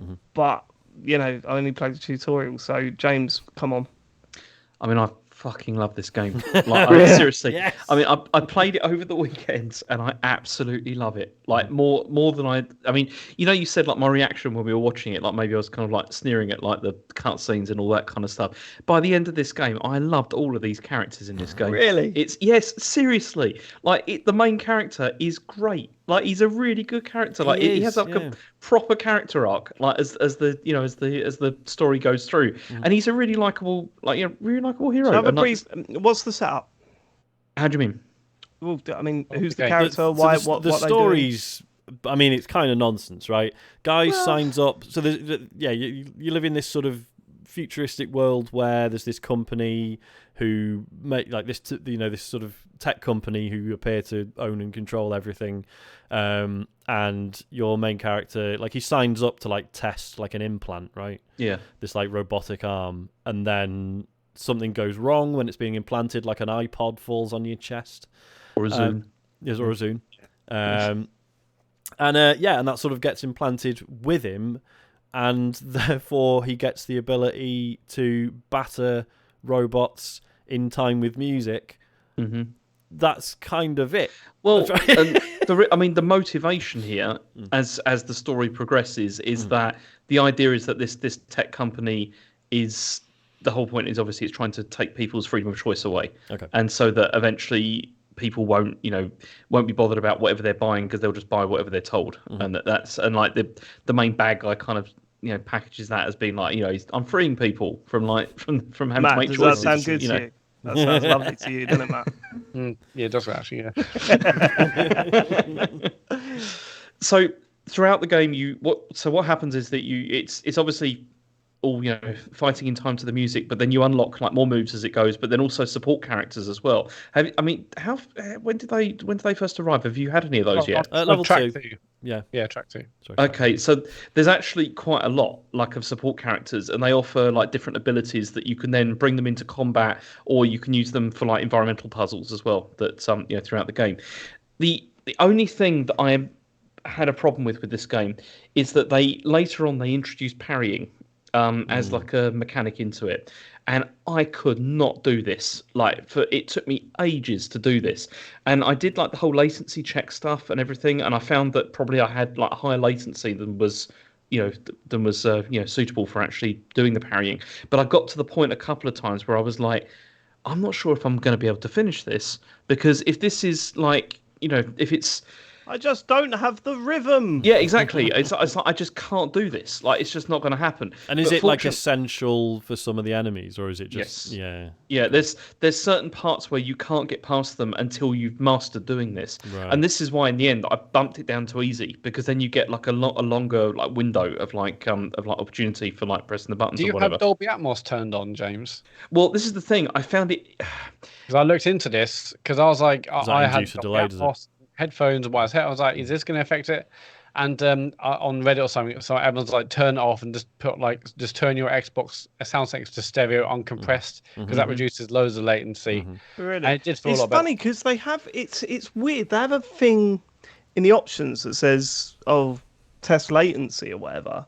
But you don't seem to be able to adjust the latency. No, it doesn't. It just tells you if you've got you're too much there latency. or thereabouts. Oh, really? Yeah. I see. That is poor, especially when we're not that far away. Like Metal Hellsinger came out late last year, and that had, you could tweak the latency for audio and video separately, and it had a tester for both, and then you could adjust it. It didn't feel great when you adjusted it, but it's what's it? Yeah, Guitar Hero did exactly that. Yeah, you change the latency to the, but the problem, or what's it? I'm sure there was. Did a Wendan do it? Where no, a Wendan wouldn't have done it because it was for 3DS. Proprietary hardware. There was a game that did it where you didn't even need to test it. You just played along for a bit, and it goes okay. What I could sort of guess where. I mean, Guitar Hero did that, and again, Metal Hellsinger has like just a test thing where you go boop boop boop. Right. Okay. And then it picks it up. I think if I had one criticism of the first level that I made was that I played, that was that the feedback wasn't 100% there. Like, I could tell what they needed me to do, but there were times where I was kind of like, oh, it feels like I should be feeling just a little bit more feedback to whether I'm nailing it or not. It's interesting, isn't it? Because I think we haven't really explained this stuff, have we? No, we haven't. It's a third person, like it's a platinum style brawler, right? But where you are supposed to do everything in time with the music. And what makes it feel weird initially is that it's not that you press the attack button and the attack lands immediately. Like every attack lands on like the following beat, right? Unless it's a heavy attack, in which case it's 2 beats later. So that does feel strange because you're inputting the combo sort of 1 beat ahead of it, ahead of seeing it happen on screen. You do get used to it, and you do have to listen out for those little. Is it like a clip? Or people go like, "Hey!" whenever you get it, on the beat. Yeah. So you're listening out for that. But it's you never quite get the satisfaction of like the hit landing as you. Well, I'm wondering whether I need to. There's a beat. If there's an option, isn't there, to put a beat counter at the bottom of the screen? Yeah, you can do that. But the other thing is, as you unlock like more moves and like more move sets and everything, that changes quite a lot. I feel like the feeling of satisfaction, because you start to chain together like ridiculously long. Sort of move sets, and then when they start to hit, and it feels like you're making music, which is amazing. And especially when you get I'm only on level 2, but like when you start implementing like the rest combo, so you like hit attack, rest for 1 beat, and then attack again. So then you're working those into like dodges as well. Yeah, so you'll like hit once, dodge on the next count, then hit again, and then you're doing the rest. Yeah, because that's also important to note. It's not just the music playing and you're playing in time with the music. Everything visually is bopping along to the beat of the music. The sound effects of things moving around the level are happening. The enemies, they attack on the beat.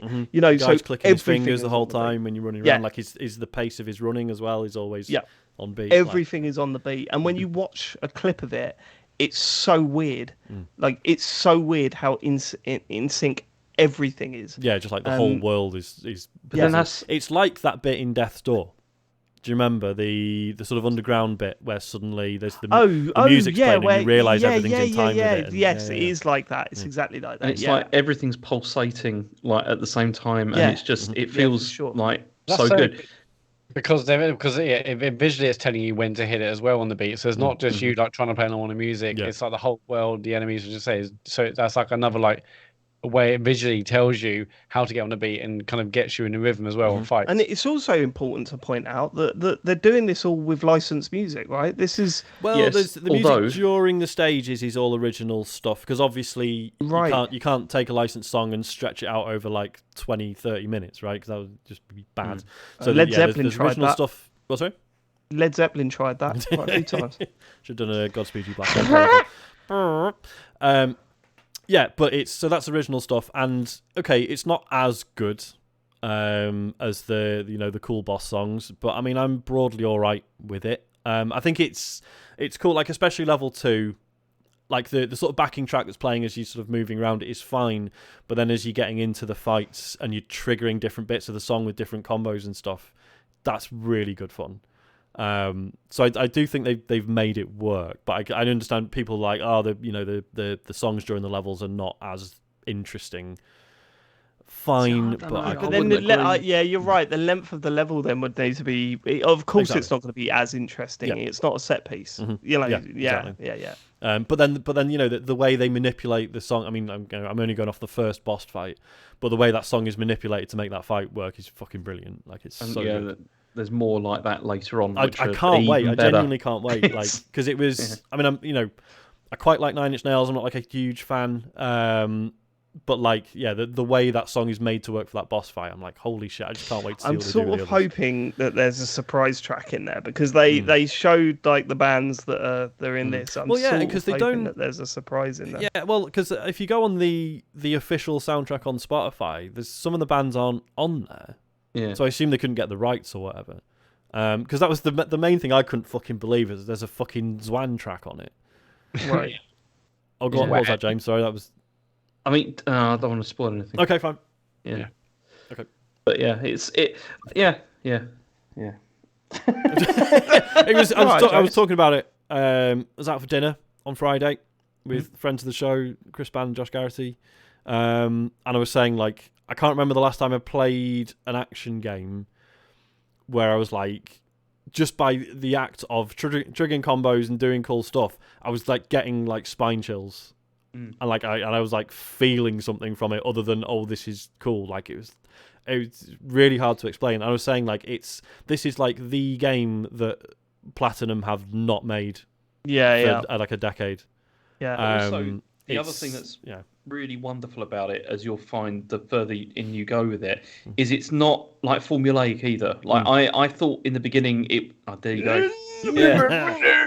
I thought that they were just going to do the whole sort of like, defeat these bosses and then get these keys, and then it's like, but it doesn't really go in that entirely in that direction. And I mean, the story is lightweight, but honestly, by the end, I really felt some connection with these characters actually, because getting them to all work as a team, it feels very sort of organically like how it all comes together. And then this is just a really good bit right in the last level where they're just sort of like all together and it's like this is fucking cool. And like I'm really hoping that there's going to be more of these, because these are I really think they've created good characters here as well.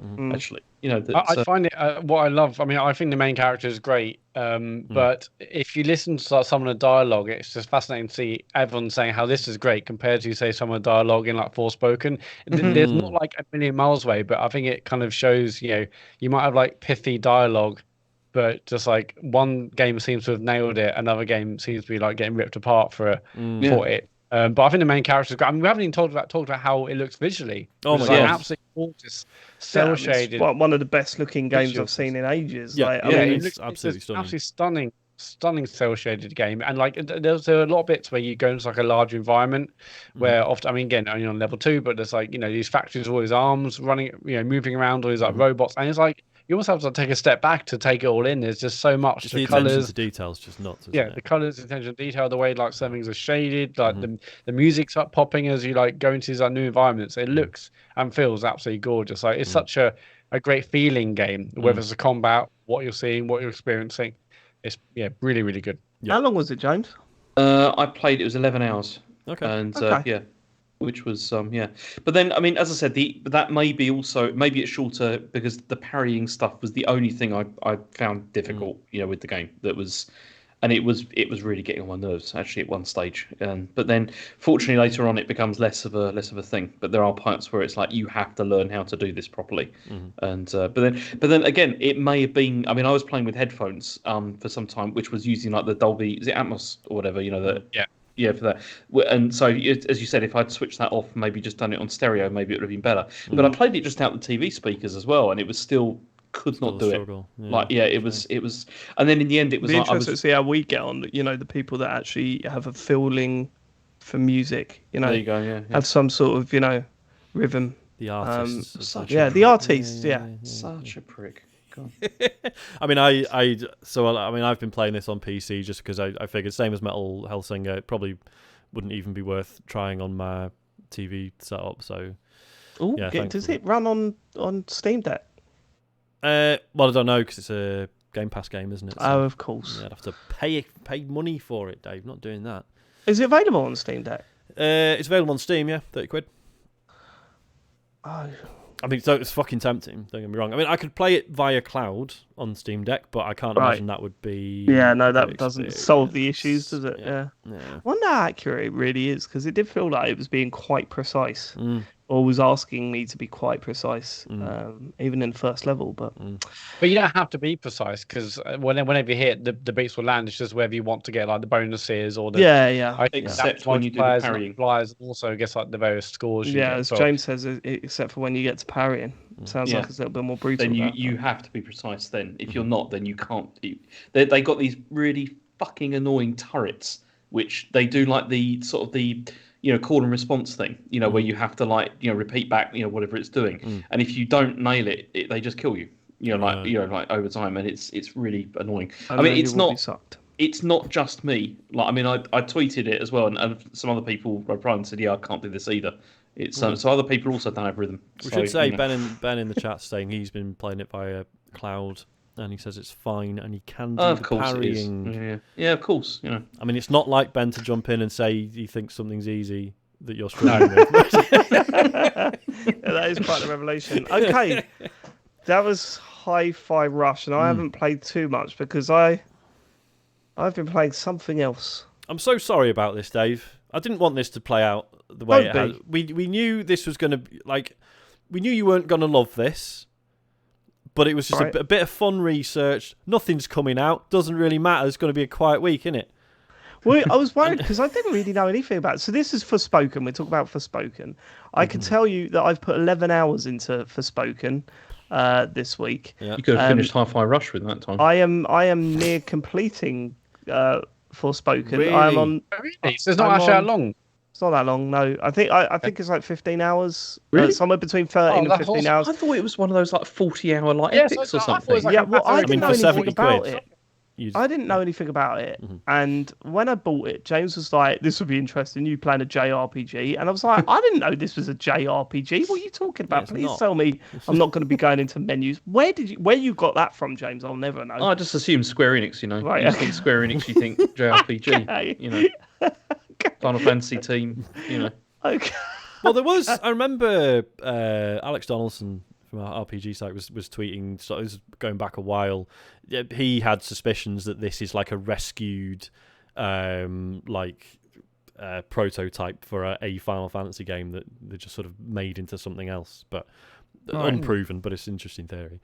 Okay, well, so those of you that don't know what it is, it's a third-person action game. That's all it is. It's not an RPG at all. I mean, I've seen some people call it an RPG. It's not really. I mean, you wouldn't. It's an RPG in a sense of maybe God of War could be treated as an RPG because you're upgrading stuff and you've got It's skill funny, tree. isn't it? Because Do you know what I mean? it certainly Dave. has RPG elements, but then they're so common in action games now. Anyway, Exactly, that it sort of exactly. barely That they're not. registers, doesn't it? Yeah, they don't define the genre anymore. This is, yes, think God of War. Think that you're upgrading various different items that you've got. There's so many things you can upgrade. You can paint your nails, which give you different abilities. You can change your cloak and upgrade that in different ways. You can change a necklace and upgrade that in different ways. There's all sorts of crafting stuff. But really, it's an open world, third person action game where you play as Frey, who was born and brought up an orphan in New York and's got into the world of petty crime, basically. She's been caught too many times, and the judge felt pity for her and said, "This is your last chance. You've got to turn your life around."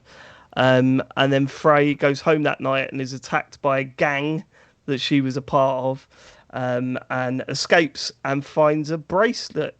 And the bracelet talks to her.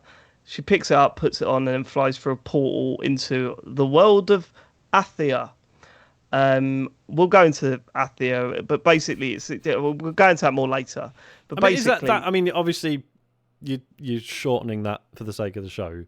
Is it sold better than it sounds, or is it quite silly? Because just finds a bracelet and then goes through a portal sounds dumb as hell. But I mean, well, which, let's which talk is about the fine, bracelet, right? Look, If it's just I'll talk about the overall story because obviously I've seen loads of this story now, so I'll talk about the overall story at the end. But And there might be touches of spoilers in this discussion, but I've got a feeling that you probably ain't buying this game, right? Because it's been getting an absolute pasting in the media and on Twitter. It's getting absolutely ruined, and I think in many ways justifiably so, right? Because let me get this out there, but the game's a fucking mess, right?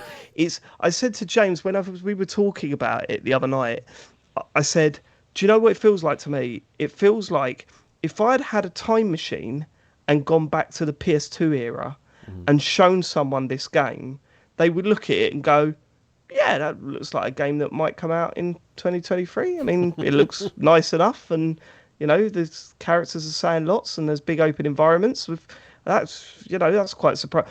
But completely ignoring all the other ways that we've progressed these genres since. There's these weird moments where after cutscenes, there's like a good 5 seconds where Frey's just standing still and you can't do anything, and then like a little menu or little notification comes up on the bottom left, and then it goes away, and then suddenly you've got control of it again. Yeah. Or every time you walk up to a character to talk to them, if they've got anything more substantial to say than other one line, it fades to black as a cutscene, which is still in engine, and the two characters talk, and then it fades to black again, and then you're back to the world and you're controlling Frey, and you're like, we got rid of this in the fucking 360 era. Like, this shit was gone years ago. What are we doing? Visually, it looks pretty terrible in most places. Like, the textures look rough, and the hair doesn't look like. It's weird. It's like they've gone. I don't know. The hair looks like strings of pixels. It's stuff like that, and you just think, this is so unpolished. It's a shame because when this was first revealed, it did look quite impressive visually, like just the effects on the spells and stuff. Well, that's but still it just in hasn't. It. Yes, that is still in it. There are still times of this where you go, "Oh fuck, this looks great," and it's all around the spells. So to explain, the main thing you're doing is your Athia is a place run by that used to be run by essentially a team of witches that used to protect Athia, and for whatever reason, for some reason, they all turned on Athia and become, they were attacking it basically, and everyone that lived in it. And one of the things they did was they introduced basically a curse, which Frey calls the break, which is like this sort of it cursed the land, anything within it, all animals, all people, anywhere outside of this city that seems to be immune from it. It's cursing everything that walks that land, and it has done for thousands of years. I can't remember how long it's been going on, but it's been going on for a long time. And so the idea is that you find out Frey can walk out into these lands, and she's seen as this some sort of messiah because she's come out of nowhere.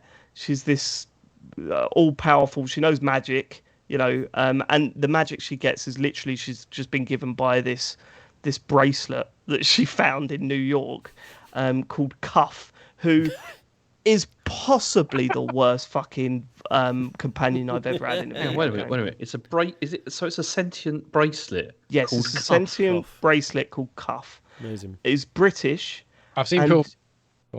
just one of the most unlikable things in a video game ever, honestly. Just real sort of like, you'd think, like you go for a big battle and Frey will say something like, wow, that was amazing, and then the Cuff will go, it was okay, I guess. And you're like, fuck you, what the fuck are you? I've just upgraded my skill. Well, that might come in handy a little bit better later. Try not getting hit. It says Yeah, I've stuff heard like some people that. refer to it. It's like the Stephen Merchant, but on the It's bracelet. not even Stephen. It's just the twat, like on your wrist. I fucking hate it. I hate it, Matt, so much. Is this like when I keep sending you voice messages, Dave? Yeah, something like Same that. tone. It's just, and not only that. Like, I think, hey, if you want to create, even if you're going for a sarcastic companion that's supposed to make you, chuckle with how sarcastic it is, it doesn't really work if you haven't got a face and animation for that. You get no personality from it. It's a voice. And there's ridiculous moments where she's talking to it by lifting her arm up, and she's looking at this bit of jewelry on her thing, and it's not doing anything. No. It's like you're getting no facial expressions. It's just sarcasm, just planted over the top, and it doesn't stop talking. Like, Cuff is the worst thing I've seen in a video game for a long time. I hate Cuff so much. Right, like Frey's cynicism is bad, right? Sometimes it lands. Like, I sent you a clip that was quite funny where she meets like one of these witches, and they're talking in rhyme, and there's a bit where she just breaks character sort of and goes, look, if you're just going to talk in rhyme, just kill me now. Like, I thought that was funny, and there are moments like that where it works, but there's a lot of moments where it doesn't, and you just think you're just being cynical for literally no reason here. But I still prefer you to your fucking bracelet, because I can't hack it anymore. I can't hack it anymore. Tonally, the script is all over the place. Okay, I'm going to tell you something that happens quite early on in the game, but I'll tell you about it anyway. So she sort of doesn't befriend. There's one time where you meet one of the little girls that lives in the city, in Athia. And there's a hint that she sees herself in this little girl because she's running around stealing things from the city, right? And you go to her little house that she set up, and it's got all these stolen items, and then she dies. But I suppose you would be really upset that this child has died. Don't get me wrong, but it is played as if this is the worst thing that's ever happened in her life, which I suppose it is. It's a child dying or whatever. But then there's this scene where you go back and find the child's cat. There's loads of cats in this, Sean. Sorry. I mean, you know, if you need any more reasons not to play this game, this is one of them. You go to a like completely destroyed house, and you see the cat, and the cat sort of gives you her, like, the girl had like a ring of flowers on her head, and the cat gives you that, and you pocket it and go, this is a memento. But then, within the rubble of her house, there's all these items that you pick up. And when I picked up, Frey said something like, I might as well pocket this. Sitting there going, good Jesus Christ. Yes, she's just saying her normal dialogue for just picking stuff up. Yeah. Right. So there's loads of clumsy shit in this. And I mean, I showed you a scene where something devastated happened, and you're supposed to be all shocked by all the stuff that's going on and being said around you as this city's been completely decimated. Oh my God, yes. And then and one of the characters goes, Daddy! Daddy! and then there's another that goes, oh, I can't die yet. I haven't seen one of those flying monsters. And it sounds just like that as well. Like, the delivery is awful. It's just... Yeah. It's the sort of... Yeah, it's those little vocal clips that you might get away with in amongst a bed of, like, loads of other shit going on, but when it's literally just like one at a time, right it's next one to at you. a time. One of them goes, "Why has this happened?" It's what the fuck. Imagine if those actors were told, like, look, it's just for a bit of texture. No one's really going to hear it. Just say the line. Don't worry about it. And then it's poof, there, front and center.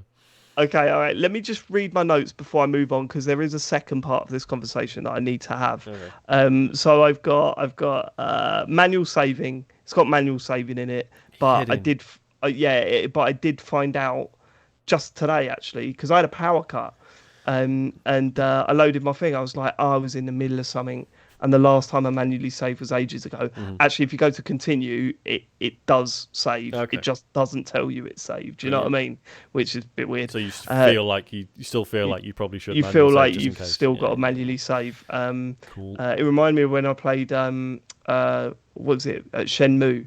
And I did anything for a minute, and Shai was in the chat saying, save now. So if I say that.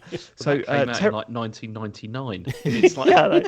terrible voice acting, frame dropping. There's a fair few performance issues here, which is weird because the first time I saw real bad frame dropping, and I'm playing in performance mode, so with reduced resolution, no ray tracing, anything like that. It was a big group of enemies, and I fired them all into the air, and it dropped like to unacceptable levels, to N64 GoldenEye levels. You know what I mean? It dropped that bad. But then I thought bigger things, and it hasn't done that. So I don't know what was going on there, but right, the traversal is strange initially as well because you start with like parkour, and that's already been done way better in Assassin's Creed games. In here, it feels like you're kind of glitching up cliffs and just hoping it sort of latches onto something and you get up there. Really weird. I mean, just watching the footage of it, it does not look fluid at all. Natural, it's like, no. Yeah. Shit graphics. Weird moments where you can't move for a bit. Mention that. Met a girl, she dies quickly. Yeah, you go back to her home. Done that. Feels like a game. People, I've said that. Cuff is the worst companion of all time. Covered that. Talk about someone missing their father for 20 years. Frey finds him 5 minutes down the road, like in a tower. It's hilarious. Bring him back, which I suppose you could say, well, she couldn't go out there because of the break or whatever. Right. I suppose that's done. Okay. Mm-hmm. I'm still getting enjoyment out of this game, and I'm not lying. I think because of the combat. The combat is excellent, Okay. and that only gets better because the idea is every time you take down a boss, you absorb their power. So initially I was like, I've nearly maxed out this skill tree. What the fuck? Like I've only played this for about 3 hours and I've already maxed out my skill tree. But no, of course not. I've got 3 skill trees to max out now. Because I've taken down 3 major bosses. And the spells are wildly different for each of them. I think maybe they should have introduced that a little bit earlier than they did. And I will also say, anything outside of the main, like where it's like plot heavy at the start of the game, and that there's bits later on where it's very plot heavy. The open world stuff is really fun. Like it's not groundbreaking. It's not Elden Ring.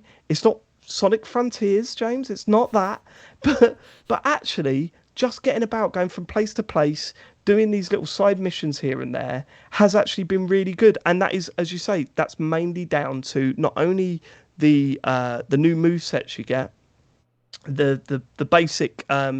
You've got the way it works is that you're either using your left trigger or your right trigger. Your left trigger seems to be more either passive spells or setting up turrets or traps, whereas your right one seems to be direct offensive attacks. It feels really good. And the more you play, not only do you get more attacks with these skill trees, you get more traversal options. So now I've got essentially a hook shot to get about in. I've got a grapple hook or whatever to get about in. But that can also be used in combat to bring people towards you and all that sort of stuff. And actually, the more that I'm building up my character in terms of combat, it's actually enjoyable to play, like genuinely, right? So, look, this isn't a game that I'm going to tell our listeners to go out and buy because it's ridiculous at that price point, and B, there's so much wrong with it that you cannot recommend it, right?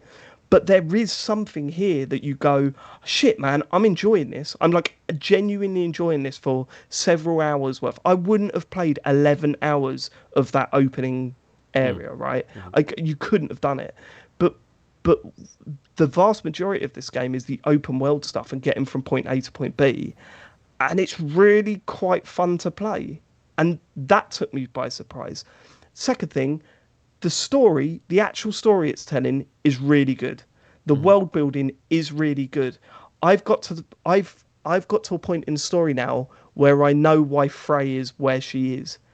And I'm like, that works. It's interesting. It's cool. And the reaction to it has been really interesting as well. The characters are ridiculous, right? Like, there's not one that I like in the game. But the overall plot works, and I can see where it's going now. And there's still a couple of questions that I'm asking that I'm hoping it's answering towards the end of the game, What am I saying? I'm saying that this feels like by reading reviews and reading reactions, it's a 2 out of 10. But actually, by playing it, it's actually a 6. It's a 6 because the vast majority of the time I'm doing it, I'm really enjoying the combat and I'm really enjoying playing it. It's just there's so much wrong with it in other areas.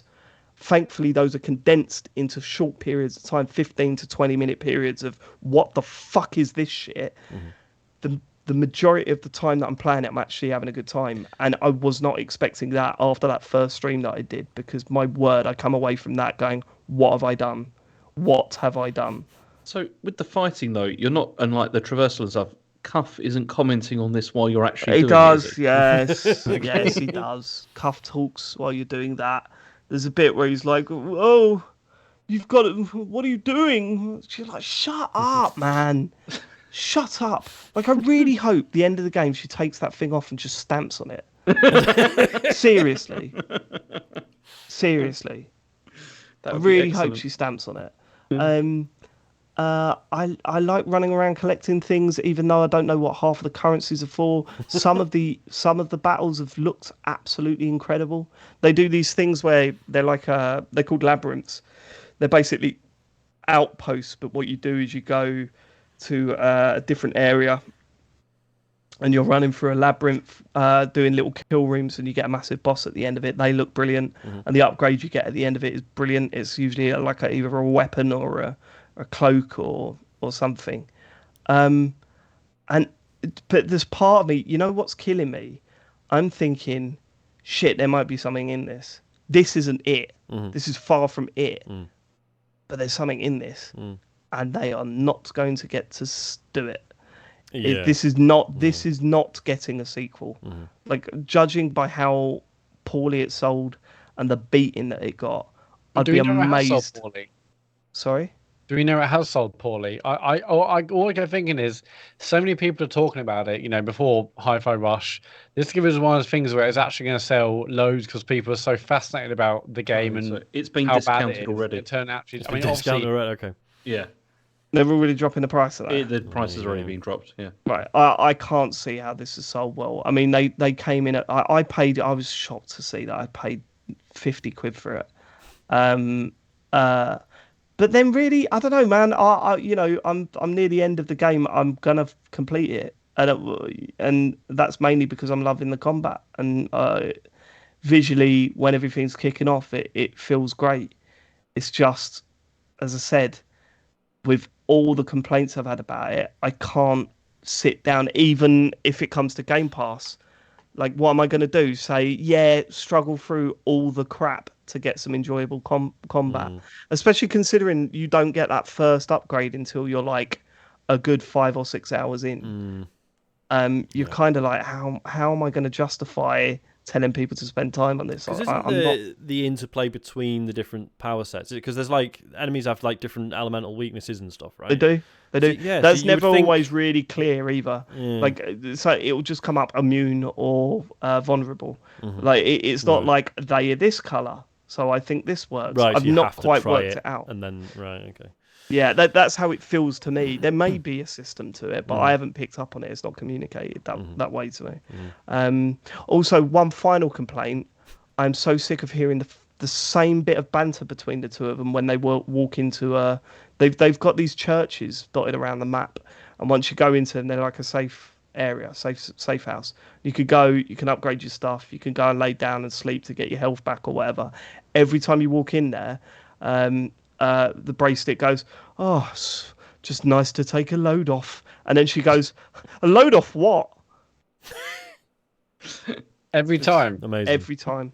Well, not every time. I would say 99% of the time. I mean, more than once honestly, is a problem, isn't it? Like, yeah. And look, you could shit on the dialogue, and the vast majority of it is terrible. But the overall narrative is decent, and the world they've built is actually interesting. What's happened in Athia is actually interesting, and I think, sitting there, your back's up straight away. And I think this is what's happened to a lot of people, right? Their back's up straight away because the beginning is so shit. Oh God, I forgot to mention that. they do this thing where it's like she picks up her first book. She picks up a book in her flat and she goes, "Oh, this is my favourite book," and it's Alice in Wonderland. And you're going, "Oh, fuck off!" And then she even says, like, they don't mention it throughout the rest of the fucking game. And then now, 11 hours in, she just went, "I just want to click my heels and go home." And I'm like, fuck you. What the most basic fucking horseshit reference ever. Fuck off. So yeah, it's not perfect. No. Few criticisms. Sounds least you got close. something But out of it. I think going by what everyone's been saying about it on Twitter and in reviews and stuff, I think it's important to know that there is some stuff in here that works, and there is a game in here somewhere, and there are elements of it that are genuinely good. You're not going to hear about that because a lot of people are just going to be focusing on the shit, which you can't blame them. Like, I'm not sitting there saying they shouldn't be. I'm just saying I wanted to get the point across that I've not spent 11 hours on this hating every minute of it, because that's just not true. And I will see it through to the end now because I'm that close. And that's my view on Forspoken. That's that. We've only got one more game listed down. It's Sean. Hitman World of Assassination. Yeah. So, for anyone who's confused, I sort of vaguely knew this was happening. I didn't know when. I didn't know exactly what it entailed. Hitman 3 no longer exists. It has now been rebadged as Hitman World of Assassination. My understanding is, if you've got Hitman 3, you now have the content from 1 and 2. Well, I had that weird moment. Do you remember that? Oh, yeah, where it Because just I gave you bought everything. Hitman 3 and it just gave me everything for no reason. That was weird. It was so weird. Yeah, well, you've got everything now anyway. Yeah, good. So certainly, I'm playing the Game Pass version, which has been rebadged to World of Assassination, and it's got everything in it, which is great in and of itself. Apparently there's been tweaks to the graphics engine and stuff. Nothing I've noticed. I mean, looks great on the Series S, but so does everything. So that's not a surprise, is it? And yeah, they've added this freelancer mode. Sounds really interesting. It's so good. It's really so it's a roguelite mode for Hitman. And you might think, well, why? But how does that work? Does it really need it? It's really, really good. Basically you have your like safe house, right? And you pick like a crime syndicate that you're going to take down, and they all, I mean, it doesn't mean anything, but each one's like, oh yeah, this is like these, like, you know, artificially fuck around with like drug prices, or this, like they're all sort of untouchable, you know, like any Hitman villain, untouchable high society fuckwads, right? And like, you know, some of them might be into Organ harvesting. You're sorry? They did one of them. There's organ harvesting and all sorts of stuff. Yeah, there's organ harvesting. There's like sick games and stuff like that.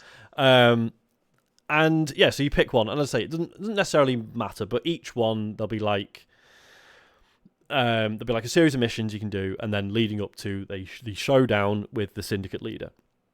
And then, so basically, you pick one of those, and it's like, right, here's your locations. So you don't know where or who the leader is. The idea is you're going to other locations, taking out other members of the syndicate, which then spooks them, causes them to send communications around, and then allows you to hone in on who the leader is, and allows you to get more information about them.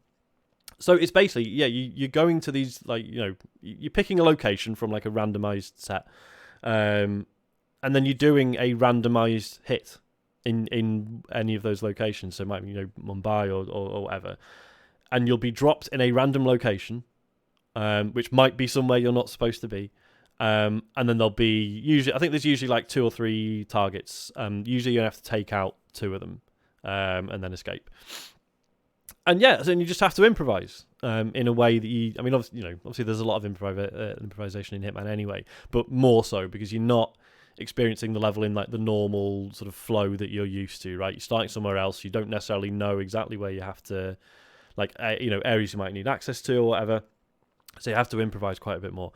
And then, yeah, once you do a couple of those, you then get to do the showdown, which is a similar thing again, but you're hunting this one syndicate leader, but you don't know exactly who they are. You will just know like a set of characteristics, like they're a smoker, they like to read, they have blonde hair, they wear glasses and earrings.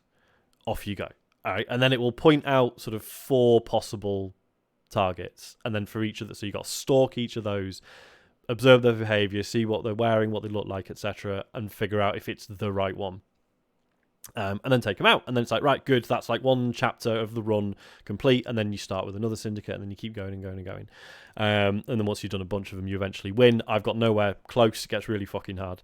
But then in amongst that, there's like optional objectives. So for each mission, it might be like take out a guard with poison, or like, you know, completely avoid combat of any kind.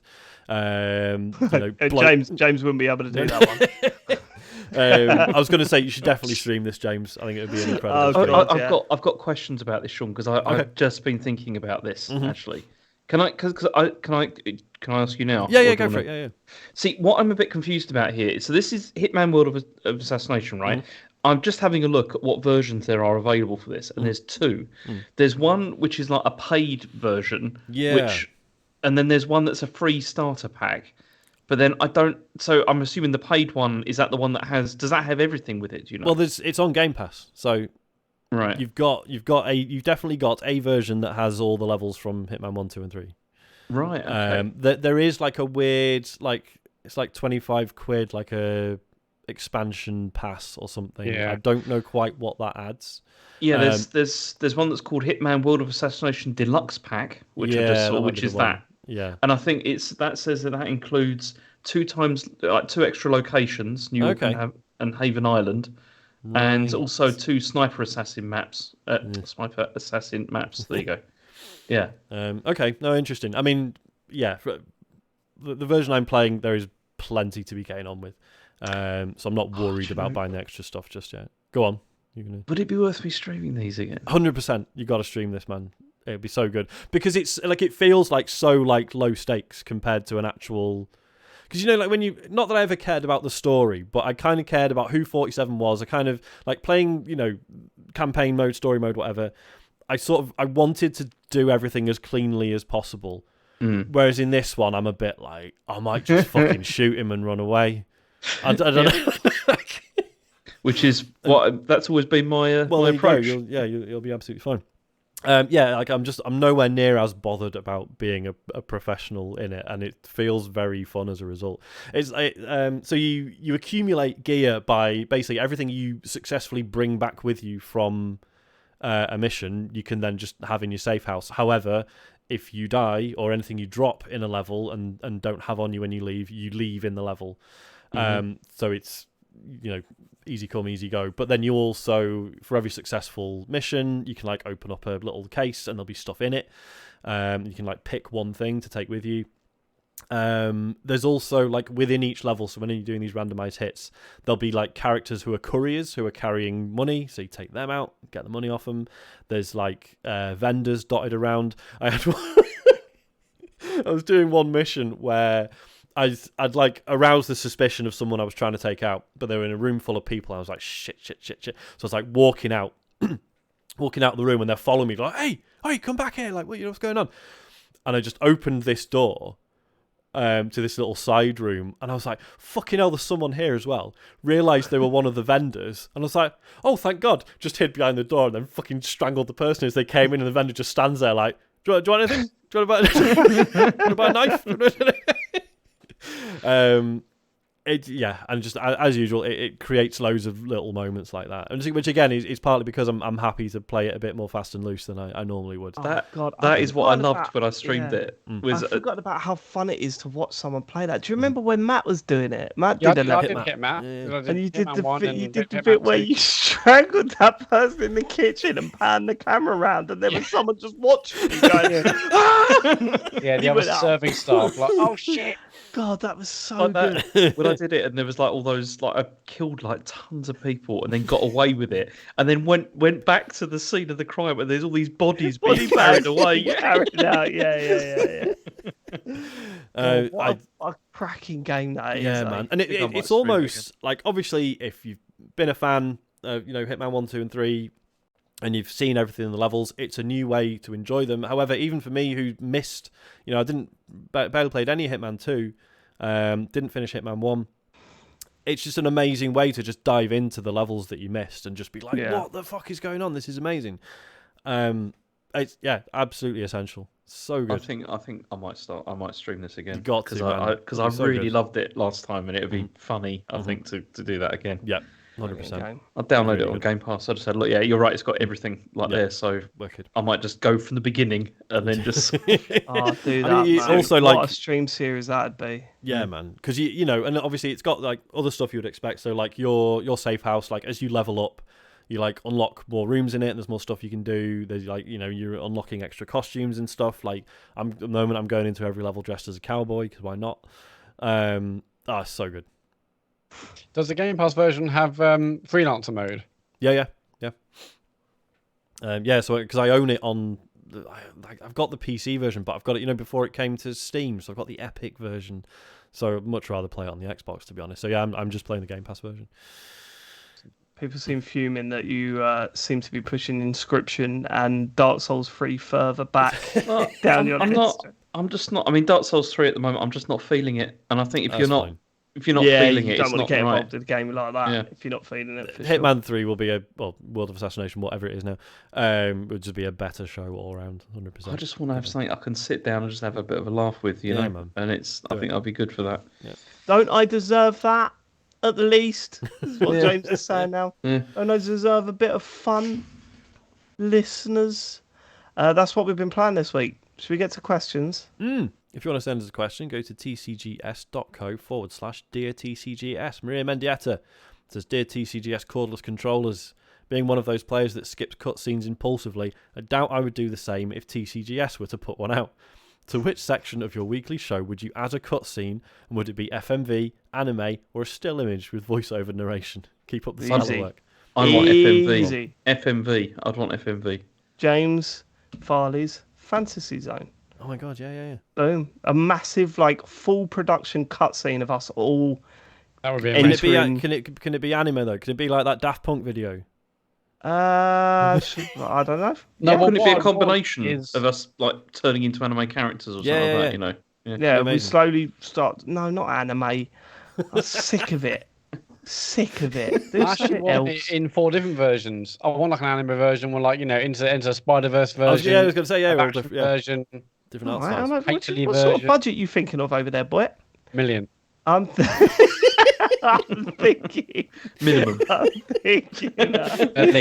What was that fucking game? The something. Oh my god, what is it? The Eternal Escape or what? No, what is that game, Sean? Which The one? one where one? you're side scrolling, but it's not really doing anything, and it's just wow, wow. Oh, Artful Escape. Yeah, Artful yeah, Escape. yeah, I reckon it'll be like that, wouldn't it? Yeah. Stepping through that little cupboard at the bottom of the Yeah, basement yeah, or whatever, and yeah. it just. That's the fantasy zone to me. Well, we'll get to be. It's like when you get to go back into the Matrix and you can just be this idealized version of yourself. It's great. I'm already my idealized version of myself. So no change for me, please. Noted. Maybe the eyes.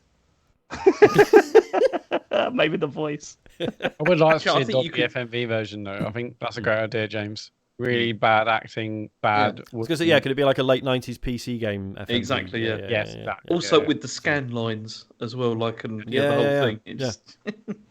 It's Okay. Stuart, who wrote in before, also said, you mentioned the questionable sexual politics and clothing in Fire Emblem, and I find it something I've had real trouble with since falling into a JRPG rabbit hole. I love the games, I enjoy the long-form storytelling, the world building, the systems, and the OTT swords and magic and all that good stuff. What deeply, deeply disturbs me is what I'd consider entrenched misogyny and the sexualization of minors being dubbed as, quote, fan service within the community with barely a raised eyebrow. This term is bandied about among YouTubers, critics and fans alike, and I wonder if you think it's worthy of more discussion, or do we let the, quote-unquote, cultural differences argument take the lead? No, we don't let that take the lead. I don't think we ever have done. I think it's important to note that we have spoken about this like quite a few several times. times. Yeah. And no, we don't let that take the lead. Every time it comes up, we will talk about it. It's a tough one. It's a tough one. It's you know, you want to say, oh, you shouldn't be playing that game. I don't know. It's a personal decision that you make when you play these games. If you decide that, is it though? I don't know. I don't know. I don't know what the answer is. And I, you know, I'm not going to sit here and try and pretend that I know what the answer is with this stuff.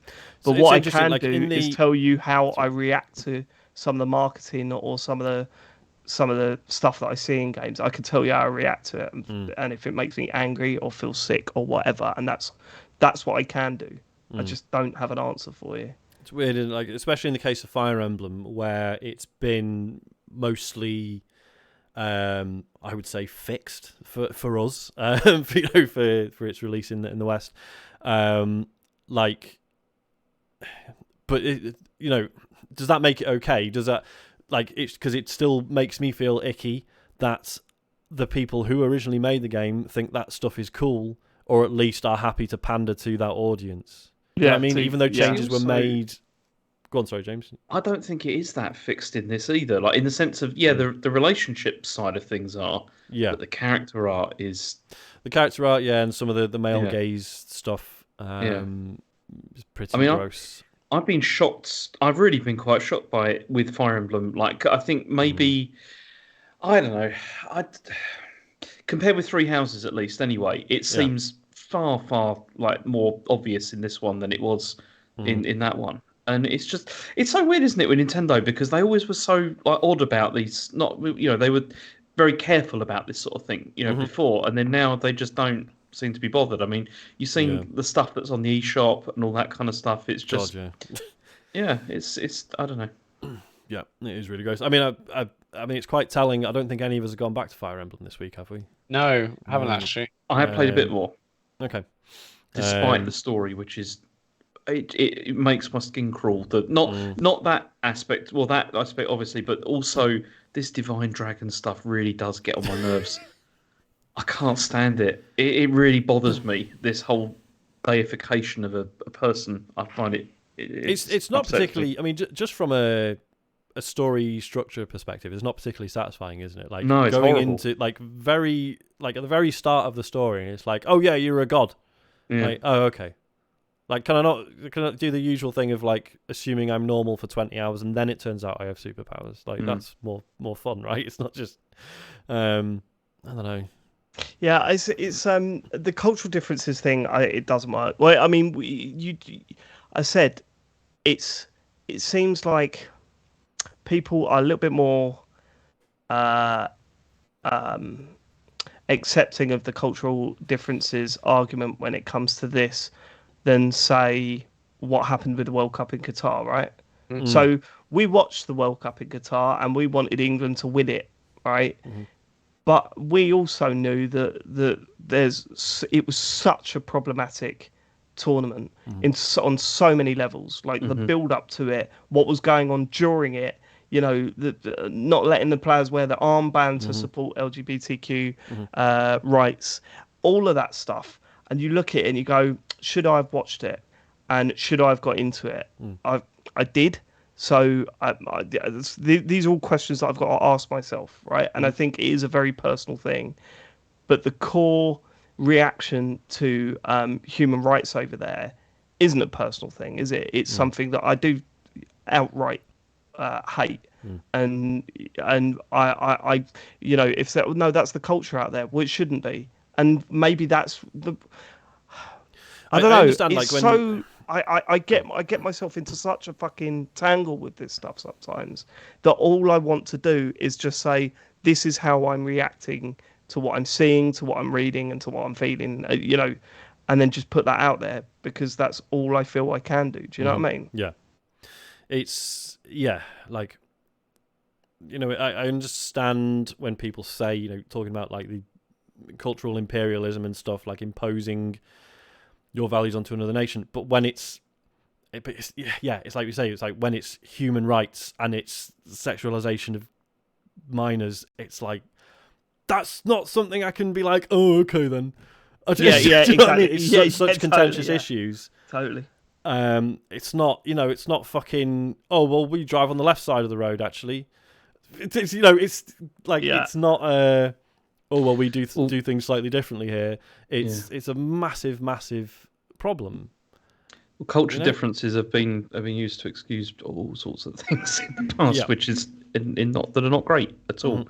Yeah, and I'm wary. It is weird though, right? It like that's the only thing that gets me is that I'm pretty sure the majority of people around the world see sexualization of minors to be like not on about as low as it gets, right? So then why are all these video games like There's like, as I Just said, normalising it. you look at certain games that have certain downloadable characters that they have for sale. Look at the most expensive ones, right? Look at the cheaper ones. Look at the design of the cheaper ones, and look at the design of the most expensive ones, and they're either very overly sexualized or very, very young. That's fucked, man. That's fucked. Yeah. So it's all we can do is react to things and talk about it. And that's where we're at. It's such a difficult thing to navigate, isn't it? Probably shouldn't have bought Fire Emblem, to be honest. Yeah, it definitely. Well, I mean, it does have an I impact, don't know if right? we bothered to play that as much as I was interested in it before, but once you see that stuff, Well, like it does have an impact. This stuff, I stopped playing High on Life. We've stopped playing Dead or Alive. James and I used to be a massive fan of Dead or Alive, and then that for years now. Mary Rose joined the roster, and it was like, nah, I ain't fucking playing this shit. This is weird. When you've awful. got things being altered for like Western release, as soon as I see that, it just makes you feel uncomfortable. Yeah, it because really you just does. start to think that's. Well, this is it, and then you, and even then you get people go like, "Oh, it's been censored. This is appalling," and it's like, yeah, because it wouldn't be legally allowed out here otherwise. Like, yeah. I guess Nintendo just see the money and they're like, well, it's fine then, because of all companies, Nintendo like surely this is antithetical to what they believe in and their values, but they're like, it's just what they've always done, I guess. Yeah. Okay. All right. Michael says, how did you guys first get into ASMR? Have you been able to explain it to your partners without it sounding strange? I mean, I don't think all of us are we? It's just me and Dave. I mean, Matt doesn't get ASMR. and I haven't it kills really him. tried it. I'm also not fussed about it. So. Why? What do you mean? No, that's bollocks. No, you either get it or you don't. You've asked me several times, how do you get it? Well, let me try. Send me some videos. Yeah, I was never bother watching video. I push it. Okay, Sean, here's what happened. You would know if you got it. He realised he didn't get it, and now he's angry. Angry. No, if you got ASMR, you'd have experienced it your entire life, videos or no. Oh, yeah, totally. Totally. So here's how I found it out, because I think it leads on to. Here's how I found out about it. Sean said something about ASMR. I said, "What's that?" And he said, "Did you ever get a really weird feeling when someone's like looking at your computer or something?" And I went, "What?" Do you get like a strange sensation when someone's either really focusing, concentrating on something, or someone's on your computer and trying to fix it, or someone's looking at you, you're at the doctor's and someone's looking at your foot? Do you ever get a really weird sensation? And I went, I thought that was just me. And he said, no, that's ASMR. Search ASMR on YouTube, David. And I did, and then I was like asleep for several hours, and it came at the best time, because this was shortly, I don't know if you know this, this was shortly after Harry was born. And I was struggling with sleep, struggling. And it changed my life, because if I needed to nap during the day to make up for some the extreme lack of sleep, especially when Harry was a baby, I could turn on one of these videos, and within 10 minutes, I would be in the deepest sleep I'd ever been in, wake up an hour later and felt like I slept for 7 hours. Like, it's nuts. And ever since that moment, I have watched ASMR videos to get myself to sleep every single night. Probably not healthy, but I love it. It becomes on your phone in bed, and then I put my headphones in. You start to drift off. You like quick turn it off, or what? Yeah. So right. So initially, I was listening to like touch tapping videos, which is where they pick them up. So I'm not even looking at the screen. I've just got my headphones in, and I'm listening to that stuff. And usually, I would fall asleep and then wake up 2 hours later with my headphones still in. Didn't like that, because I just didn't like it, and especially sometimes where auto plays on and a really loud fucking advert comes on, it freaks you out, right? So then that's exactly what I do. I'll sit down, I'll watch a chiropractic video and it would get me to that state where I know that I'm okay now. I can go to sleep. I then plug my phone in, take my headphones out, put them away, roll over, and I'm out. Like it's amazing. Like it really is a life changer for me.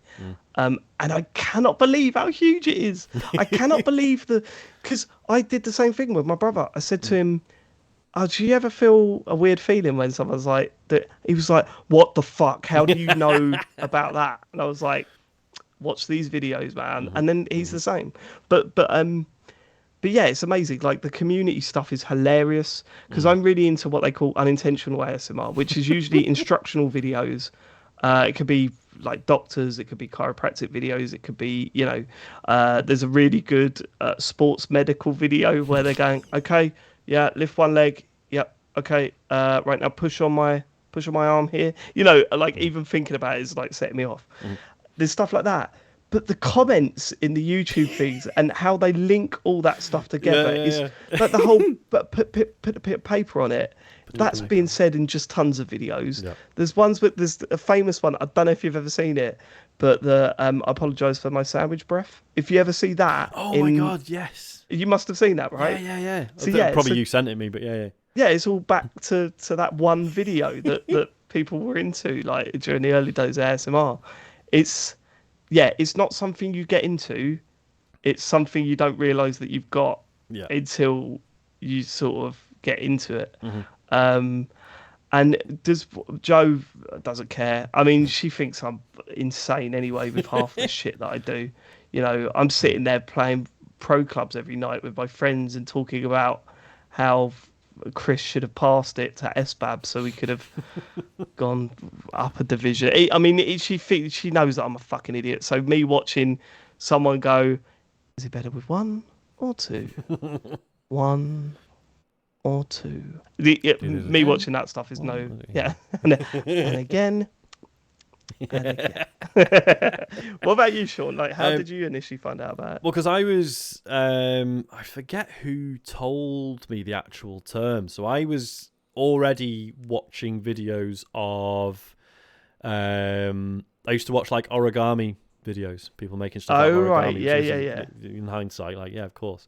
And then I stumbled upon a video of a woman doing it was a makeup tutorial of how to make herself look like Miranda from Mass Effect 2. And I was like, I'm watching this every night before I go to bed. This might be something to this. And that was the first time I said to No, like, I was like, no, I don't know if this is weird. I really like watching this video before I go to bed. I don't know why. Feels good. I fall asleep. And then I can't remember who it was, but someone mentioned ASMR, and I was like, oh shit. Because it's really funny when you look at like when people talk about like OG ASM artists, and they're like, yeah, these were people who were big like when it was just called the whispering community because we didn't have a term for it. Do you know what's nuts? Do you know what's really funny is when.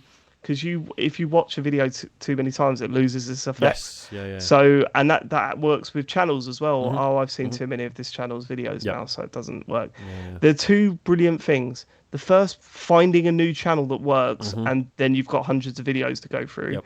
The second is like 2 years after thinking, oh, I haven't watched my favourite one for ages. Oh my God, it works all over again. Good night, everyone.